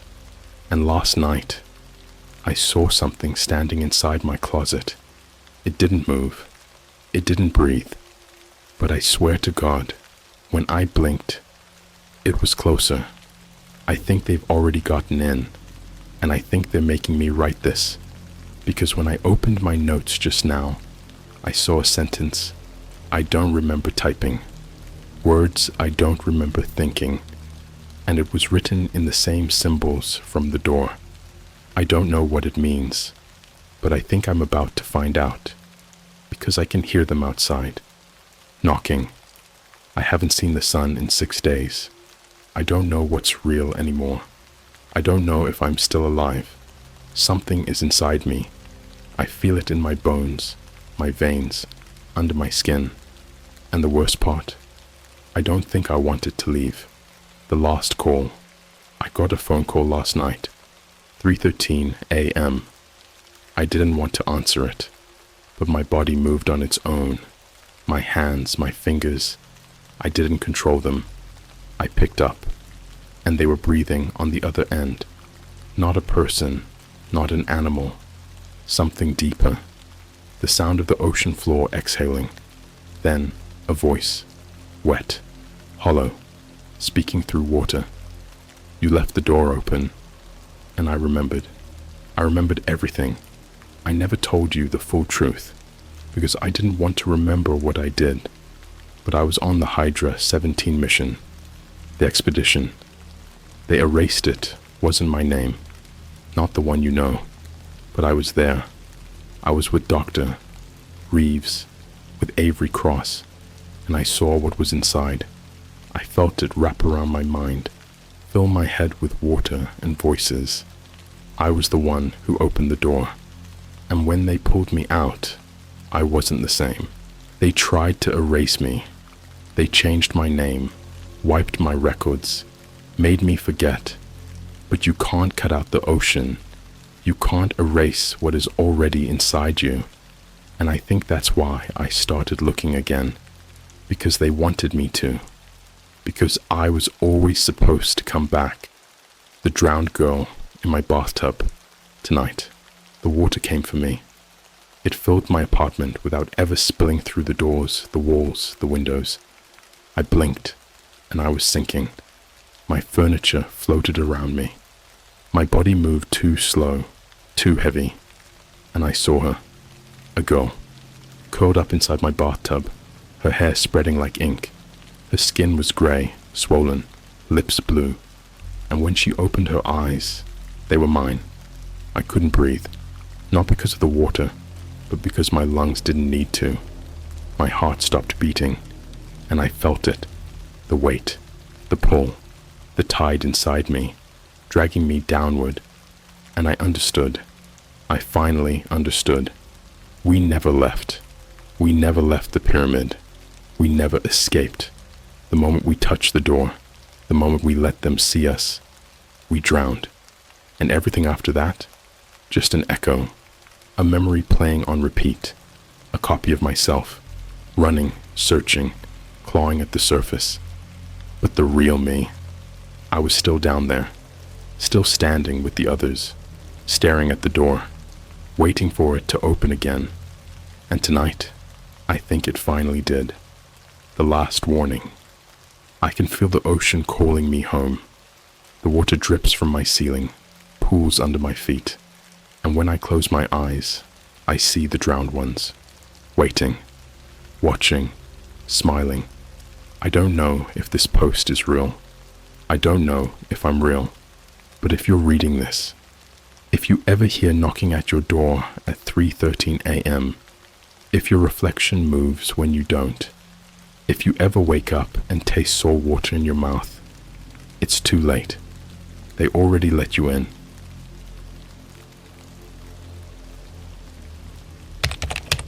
A dark web leak claims the US government built a research lab beneath Denali. The last transmission said, "We woke it up."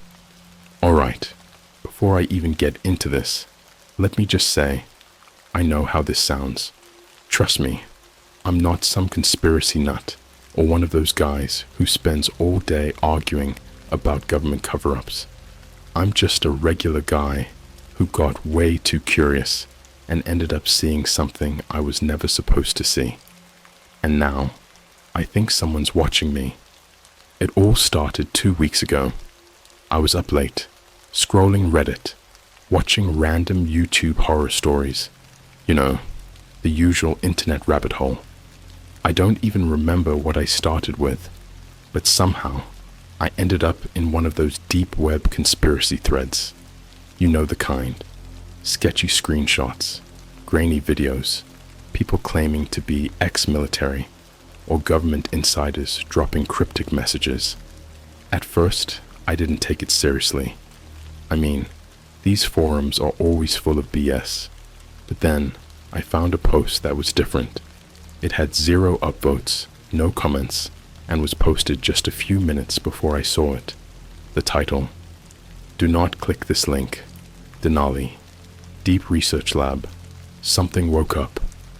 That should have been my first red flag. But let's be real. Telling someone not to click a link is the fastest way to make them click it. So, I clicked it. It took me to a pastebin page. Just plain text, no images. But the stuff written there, it messed me up. It started with a leaked document header: United States Department of Defense, Location Censored Research Initiative Facility, Site 13, Denali Subterranean Complex Status, redacted underneath. That was a transcript. It looked like a recording of a radio transmission between 2 people, one labeled Control, and the other just Field Op 17. I started reading, and man, I wish I hadn't. Begin transmission. Log. Field. Op 17 Control. Are you receiving this? We have a problem. Control. Affirmative. What's the situation? Field Op 17. The reading spiked past threshold 3. We weren't supposed to go past 2. Control. What did you do? Field Op 17. The seismic activity isn't natural. The ice, it's moving. We need immediate evacuation. Control. Negative. Stand by for further orders. Field Op 17. No, you don't understand. It's not the ice moving. It's something inside the ice. It's waking up. Control. Stand by. Field Op 17. Oh my God. We woke it up. End transmission. I remember staring at my screen, my heartbeat in my ears.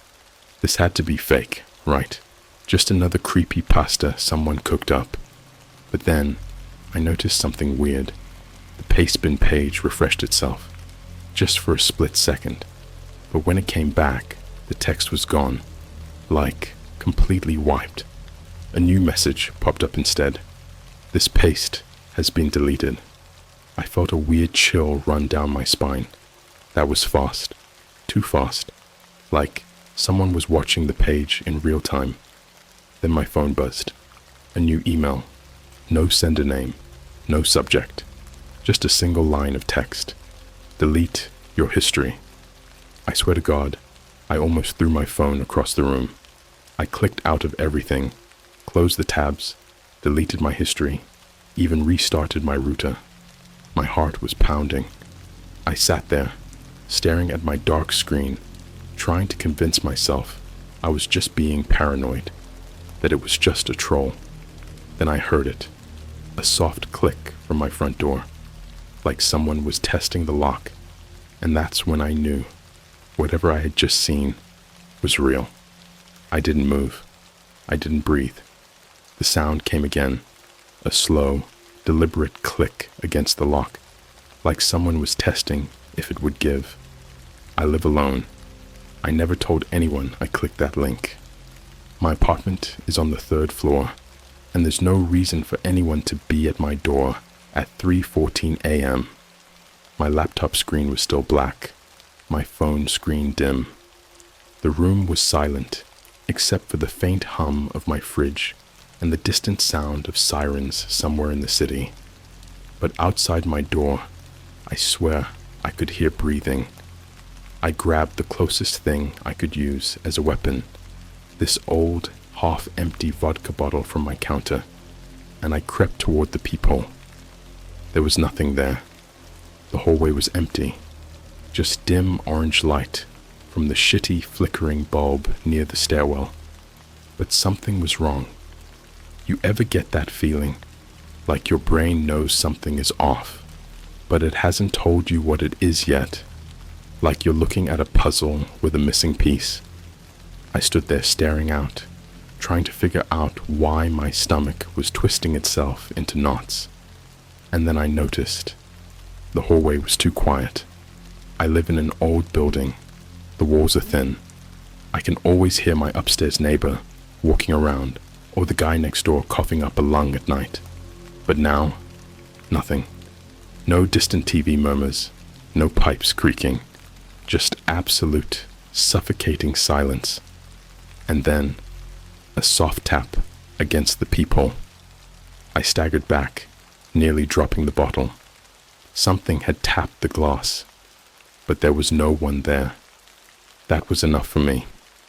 I locked my bedroom door, grabbed my phone, and started dialing 911. But before I could even hit call, a new email popped up. Don't. That's all it said. Just one word. My chest felt tight. My ears were ringing.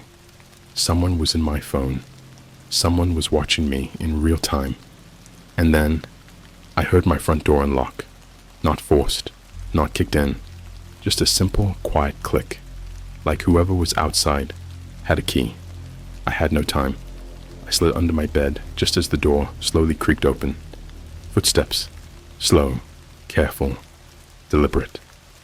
I bit down on my hand to keep from making a sound. My heartbeat was hammering against my ribs so hard I thought it would give me away. The footsteps stopped. From my hiding spot, I could see the edge of my door frame. A shadow moved against the light. Someone was in my apartment. I could hear them breathing, long, deep, inhaling like they were smelling the air.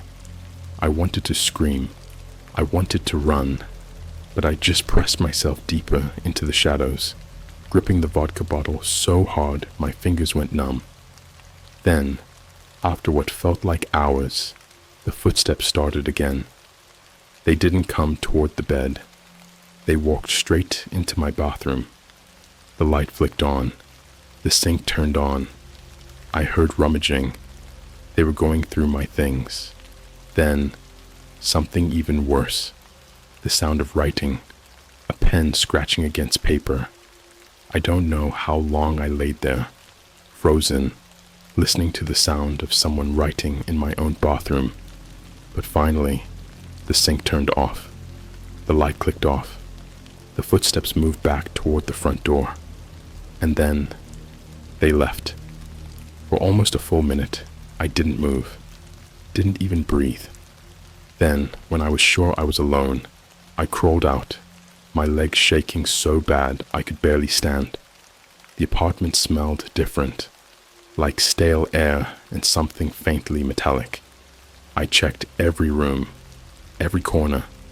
Nothing was missing. Nothing was out of place, except for one thing. On my bathroom mirror, written in my own toothpaste, were 4 words. You woke it up. I don't remember falling asleep that night. I don't even remember how I managed to stay in that apartment. But I do remember waking up the next morning to my phone buzzing like crazy. My best friend Mark had sent me a message. Dude, WTF? Check your email. Now. I opened my inbox, my stomach already in knots. There was a video attachment. No subject, no sender. Just a 37-second long video file titled Denali.mp4. I hesitated. Every instinct in my body told me not to open it, but I did. The screen flickered to life. The video was grainy, low resolution. At first, I thought it was just static, but then a figure appeared. Not a person, not exactly. It looked human-shaped, but too tall. Its arms were too long. Its joints were all wrong, bending in ways that made my stomach churn. And its face. God, I don't even know how to describe it. It wasn't blurred, not exactly. It was more like my eyes couldn't process it, like my brain refused to understand what I was seeing. The thing stood there, motionless, just watching. And then, in the last 2 seconds of the video, it moved. Not like a normal movement. It jerked forward, violently, like a marionette yanked by invisible strings. And then, the video cut out. I dropped my phone. My hands were shaking so bad I thought I was going to throw up. Then, A new message popped up. No number, no name, just a single text. Run. I grabbed my keys, my wallet, and I left my apartment. I didn't even lock the door behind me. I didn't know where I was going. I just knew I had to get the hell out. But as I ran down the stairwell, taking 2 steps at a time, I glanced over the railing, and that's when I saw it. At the bottom of the stairwell, looking up at me, was the thing from the video. It didn't move. It didn't blink. It just stood there, watching. And then, slowly, it smiled. I ran. I didn't think. Didn't breathe. My legs moved before my brain could even process what I was doing. Full sprint. Down the stairwell. Out the front doors. Into the street. The cold air slapped me in the face, but I barely felt it. I just ran. I don't know how long I ran for. Could have been minutes. Could have been hours. My lungs burned. My legs ached. But I didn't dare stop, because I knew if I stopped, it would catch me. The thing from the video. The thing from the stairwell. It was real. I ended up in a McDonald's, of all places. Middle of the night. Barely anyone inside except some dude in a hoodie, scrolling TikTok, and an exhausted worker mopping the floor. The place smelled like burnt fries and old grease. The fluorescent lights buzzed overhead, too bright, too artificial. I staggered to the counter, hands shaking. I wasn't even thinking straight, just running on pure adrenaline. The kid behind the register, he looked like he was barely 18, gave me a weird look. You good, man? I probably looked insane, sweaty, out of breath, face pale as hell. My voice cracked. I swallowed. I just need to sit down for a second. He shrugged. Sure, bro. Do you, I guess. I collapsed into a booth near the window, my back pressed against the seat, eyes darting toward the glass, scanning the parking lot, watching, waiting. For what? I don't know, but I felt it. Something was watching me. I pulled out my phone with shaking hands, still breathing hard. Mark had sent me more texts. Dude, where are you? I tried calling, but it won't go through. Are you okay? What the fuck is happening? I started typing back, but my fingers were clumsy. My hands wouldn't stop shaking. Then, a new email. No sender, no subject, just an attachment, a live feed. I hesitated. My stomach twisted into knots. Every part of me was screaming not to open it, but I did. The video started streaming, and what I saw, I almost puked right there in that damn McDonald's. It was my apartment. The camera was inside my bedroom. The angle was low, like someone had placed their phone on my desk. My bed was in view, the door, the closet. But that wasn't the worst part. Something was sitting on my bed. Not a person. Not exactly. It had a shape, a body. But it was wrong. Too long, too thin. Its limbs were stretched out in a way that wasn't natural, joints bending in places that shouldn't exist. Its skin, if you could even call it that, looked off, like it wasn't solid, like it was made of TV static, constantly shifting and warping. And its face, God, its face. There was nothing there, just a blank, featureless void. But I felt it watching me. And then, it turned its head, not smoothly, not like a normal person. A snap, a sudden violent jerk. It knew I was watching.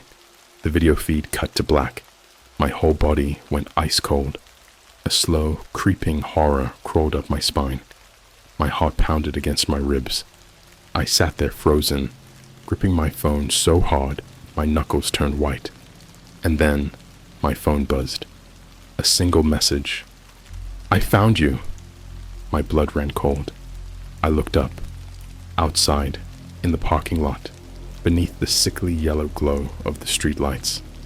It was there, standing perfectly still. watching me. I bolted. I didn't think, didn't breathe. I grabbed my shit and sprinted toward the back exit, shoving past the worker still mopping the floor. "Hey man, what the hell?" he shouted after me. I didn't stop. I burst through the back doors into the alley behind the McDonald's. The air was cold, my breath coming out in panicked gasps. The walls felt too close, the dumpsters towering over me like dark monoliths. And then I heard footsteps, slow, deliberate, coming from the other side of the alley. I turned just in time to see something move. Not walk, not run, move. Like it had just shifted reality itself. 1 second, it was 20 feet away. The next, it was right there, close enough to touch me. I didn't even scream. I just fucking ran. I don't know how I made it out of that alley. I don't even remember half of what happened next. My brain feels foggy, fragmented, like my memories are glitching. The next thing I clearly remember is Mark's car. Somehow, I ended up outside his apartment, pounding on his door like a lunatic. He yanked it open, eyes wide. "Jesus Christ, dude. What the fuck is going on?" I shoved past him, locking every damn bolt on his door before I even answered. My whole body was shaking. "Something's following me," I gasped. Mark frowned. "What do you mean? Who?" I couldn't even find the words. My brain was short-circuiting. I just shoved my phone at him. "Look." He took it, his expression still skeptical, until he saw the messages, the video, the thing in my apartment. His face paled. "Dude, what the fuck is this?" I just shook my head. I didn't have an answer. But Mark, he's one of those guys who knows shit.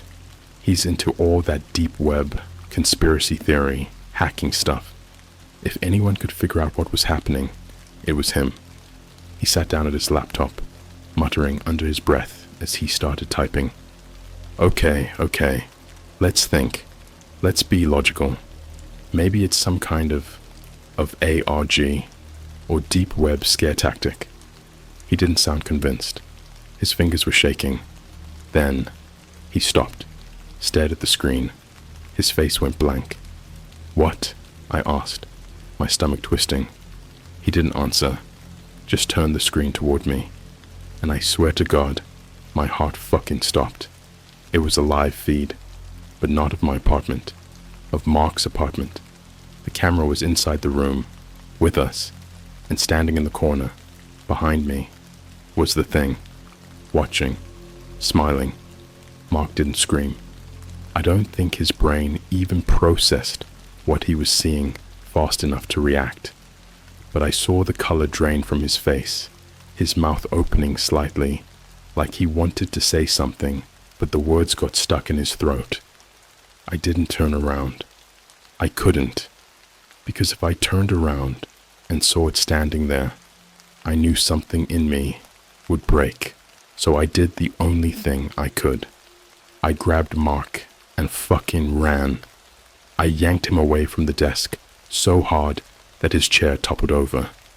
His laptop hit the ground with a dull thud, the live feed cutting off instantly. I didn't care. We were out the door, down the hall, down the stairwell, before he could even start shouting at me. What the fuck? What the fuck was that? I don't know. I wasn't even thinking straight. I don't fucking know. Just keep running. We burst out into the cold night air. The streetlights buzzed overhead, casting long, distorted shadows across the pavement. The whole city felt too quiet, too still. Something was wrong. I turned my head just for a second, just to make sure it wasn't following us. And that's when I saw it. The streetlights flickering. Not like normal, like when a bulb is dying. These weren't just dimming randomly. They were going out, one by one, in a straight line, coming toward us. I grabbed Mark's arm and ran faster. "Where are we going?" he gasped, barely keeping up. "I don't know. just away. But deep down, I knew the truth. There was no away, because you can't outrun something that doesn't follow the rules of reality. We ended up at a 24-hour gas station. It was one of those shitty, run-down places with a flickering neon sign and a single, overworked cashier sitting behind bulletproof glass. The inside smelled like old coffee and stale cigarettes. I stumbled inside, breathless, and collapsed against the counter. Mark was right behind me, still looking like he'd seen a ghost. The cashier, a middle-aged guy with dark circles under his eyes, barely looked up from his phone. "You all good?" I swallowed hard. "Do you have security cameras?" He raised an eyebrow. "Yeah, why?" I pointed outside. "Check them." With an annoyed sigh, he tapped at the monitor next to the register. The screen flickered to life, showing grainy black and white footage of the parking lot. Mark and I were there, clear as day. But something was wrong. There was a gap, right behind us. Like something was standing there, but the camera refused to show it. The footage glitched slightly, static creeping in around the edges. The gap shifted, not moving like a person, but like a blind spot in reality itself. The cashier frowned. "What the hell?" Then, the screen cut to black. A loud pop echoed through the store as every single light went out. We were plunged into pitch darkness. The hum of the refrigerator stopped. The faint buzz of electricity in the walls vanished. Total silence. Then, a whisper. Not a voice. Not exactly. More like a thought being forced into my head. "You shouldn't have looked," I fucking snapped. I grabbed Mark's arm and bolted for the back of the store, my mind screaming at me to just keep moving. I could hear the cashier behind me scrambling, muttering, "What the fuck? What the fuck?" Over and over. We didn't stop. Didn't look back. We pushed through the back exit and stumbled into the cold night air, our breath coming out in ragged gasps. Everything was dead silent. No cars, no wind, no distant city noise. Just nothing. And then, the streetlights started flickering again, coming toward us, fast. "Where do we go?" Mark's voice was shaking. "Where the fuck do we go?" I didn't know. But then, something clicked. Denali, the research lab, the transmission, the thing they woke up. Whatever was happening to us, it had started after I clicked that link, after I saw it. Maybe if I found out what they were researching, I could figure out how to stop it. "Mark," I gasped, grabbing his shoulders. "We need to go to a library." "What?" "A fucking library. Somewhere with public records. Somewhere we can find out what the hell is buried under Denali." He hesitated, looking at the streetlights, at the darkness creeping toward us. Then he nodded, and we ran. The library wasn't safe, either. It took us 20 minutes to find a place that was still open. A small university library with those creepy-ass fluorescent lights and way too many empty chairs. The whole place felt off the second we stepped inside. Mark hacked into the system. He's good with computers, way better than me. Within minutes, he had pulled up old government records on Denali, and that's when we found it. A redacted document from 1971. We couldn't see most of it. Black bars covered almost everything, but there was one line left untouched. A single sentence. "The entity is not of this world." I stared at the screen, my stomach turning to ice. Before I could even react, the computer shut off. Not just shut off, fried.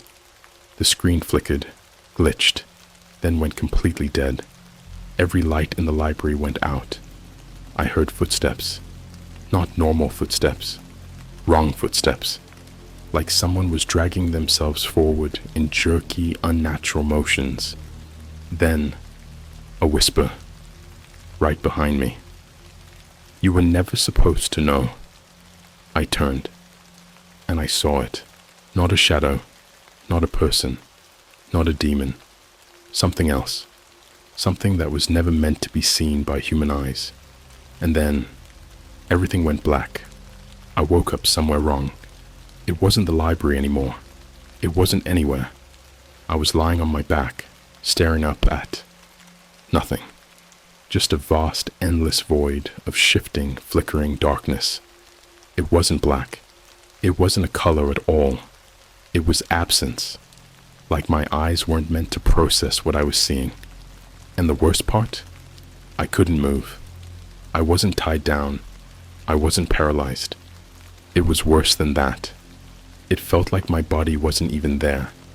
Like I was just a thought. Somewhere in the distance. If distance even existed in this place. I heard a sound. A scraping. Like something enormous was moving against a surface that shouldn't exist. And then, a voice. "You were not meant to see." I tried to scream, but I had no mouth, no breath. I was just consciousness, floating in the dark. Something shifted above me.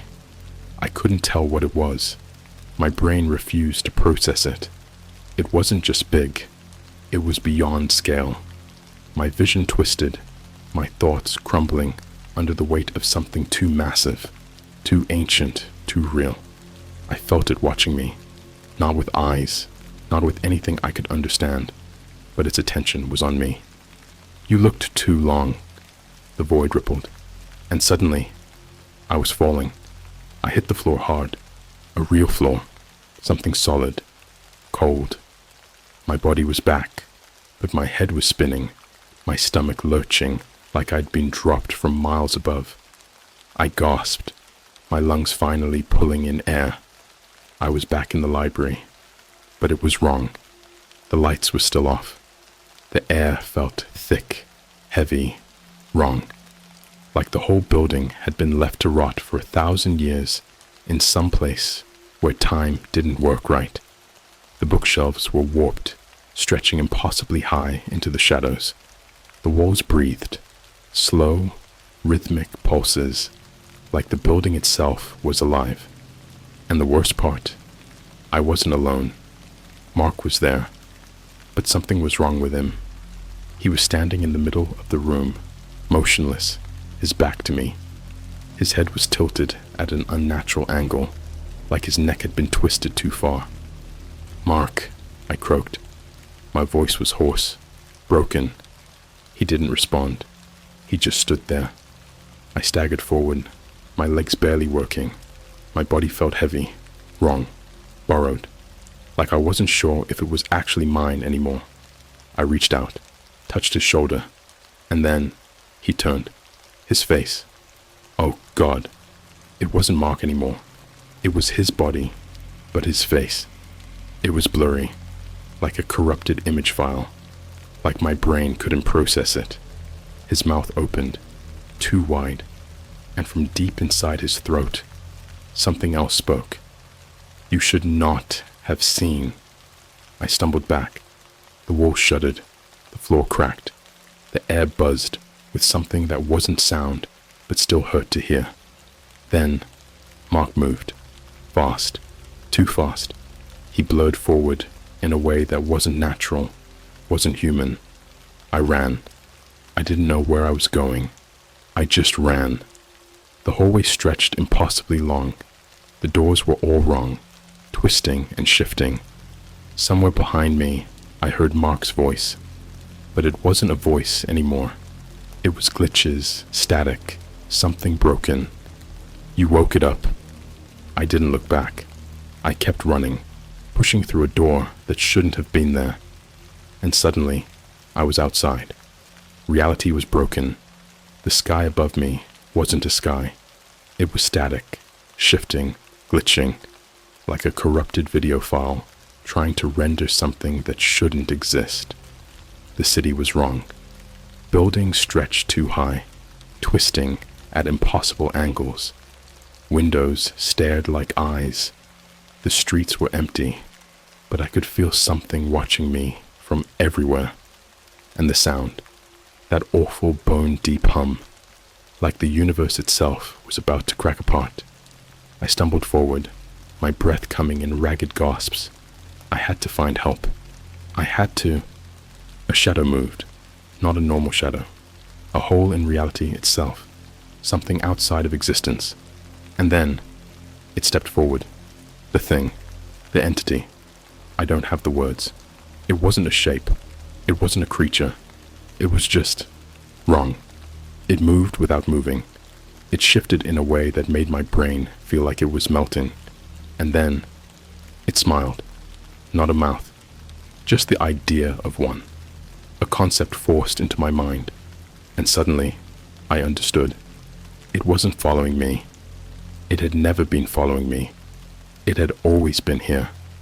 I was just finally able to see it. I tried to scream, but the world blinked, and I was gone. Epilogue. Mark's apartment was found abandoned 2 days later. His laptop was still open, displaying a blank document. The security cameras in the gas station caught footage of 2 people running inside, but when the lights went out, only one person left. There was no record of either of them ever entering the library. The last known sighting was a traffic camera. 2 men sprinting down an empty street, and behind them, a gap, like something was there, but the camera refused to see it. After that, nothing. They were gone. Just erased. You know what's weird?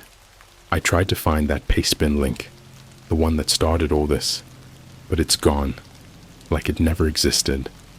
But sometimes, when I'm up late, staring at my screen, I swear, for just a split second, I see a gap, and I feel something watching me.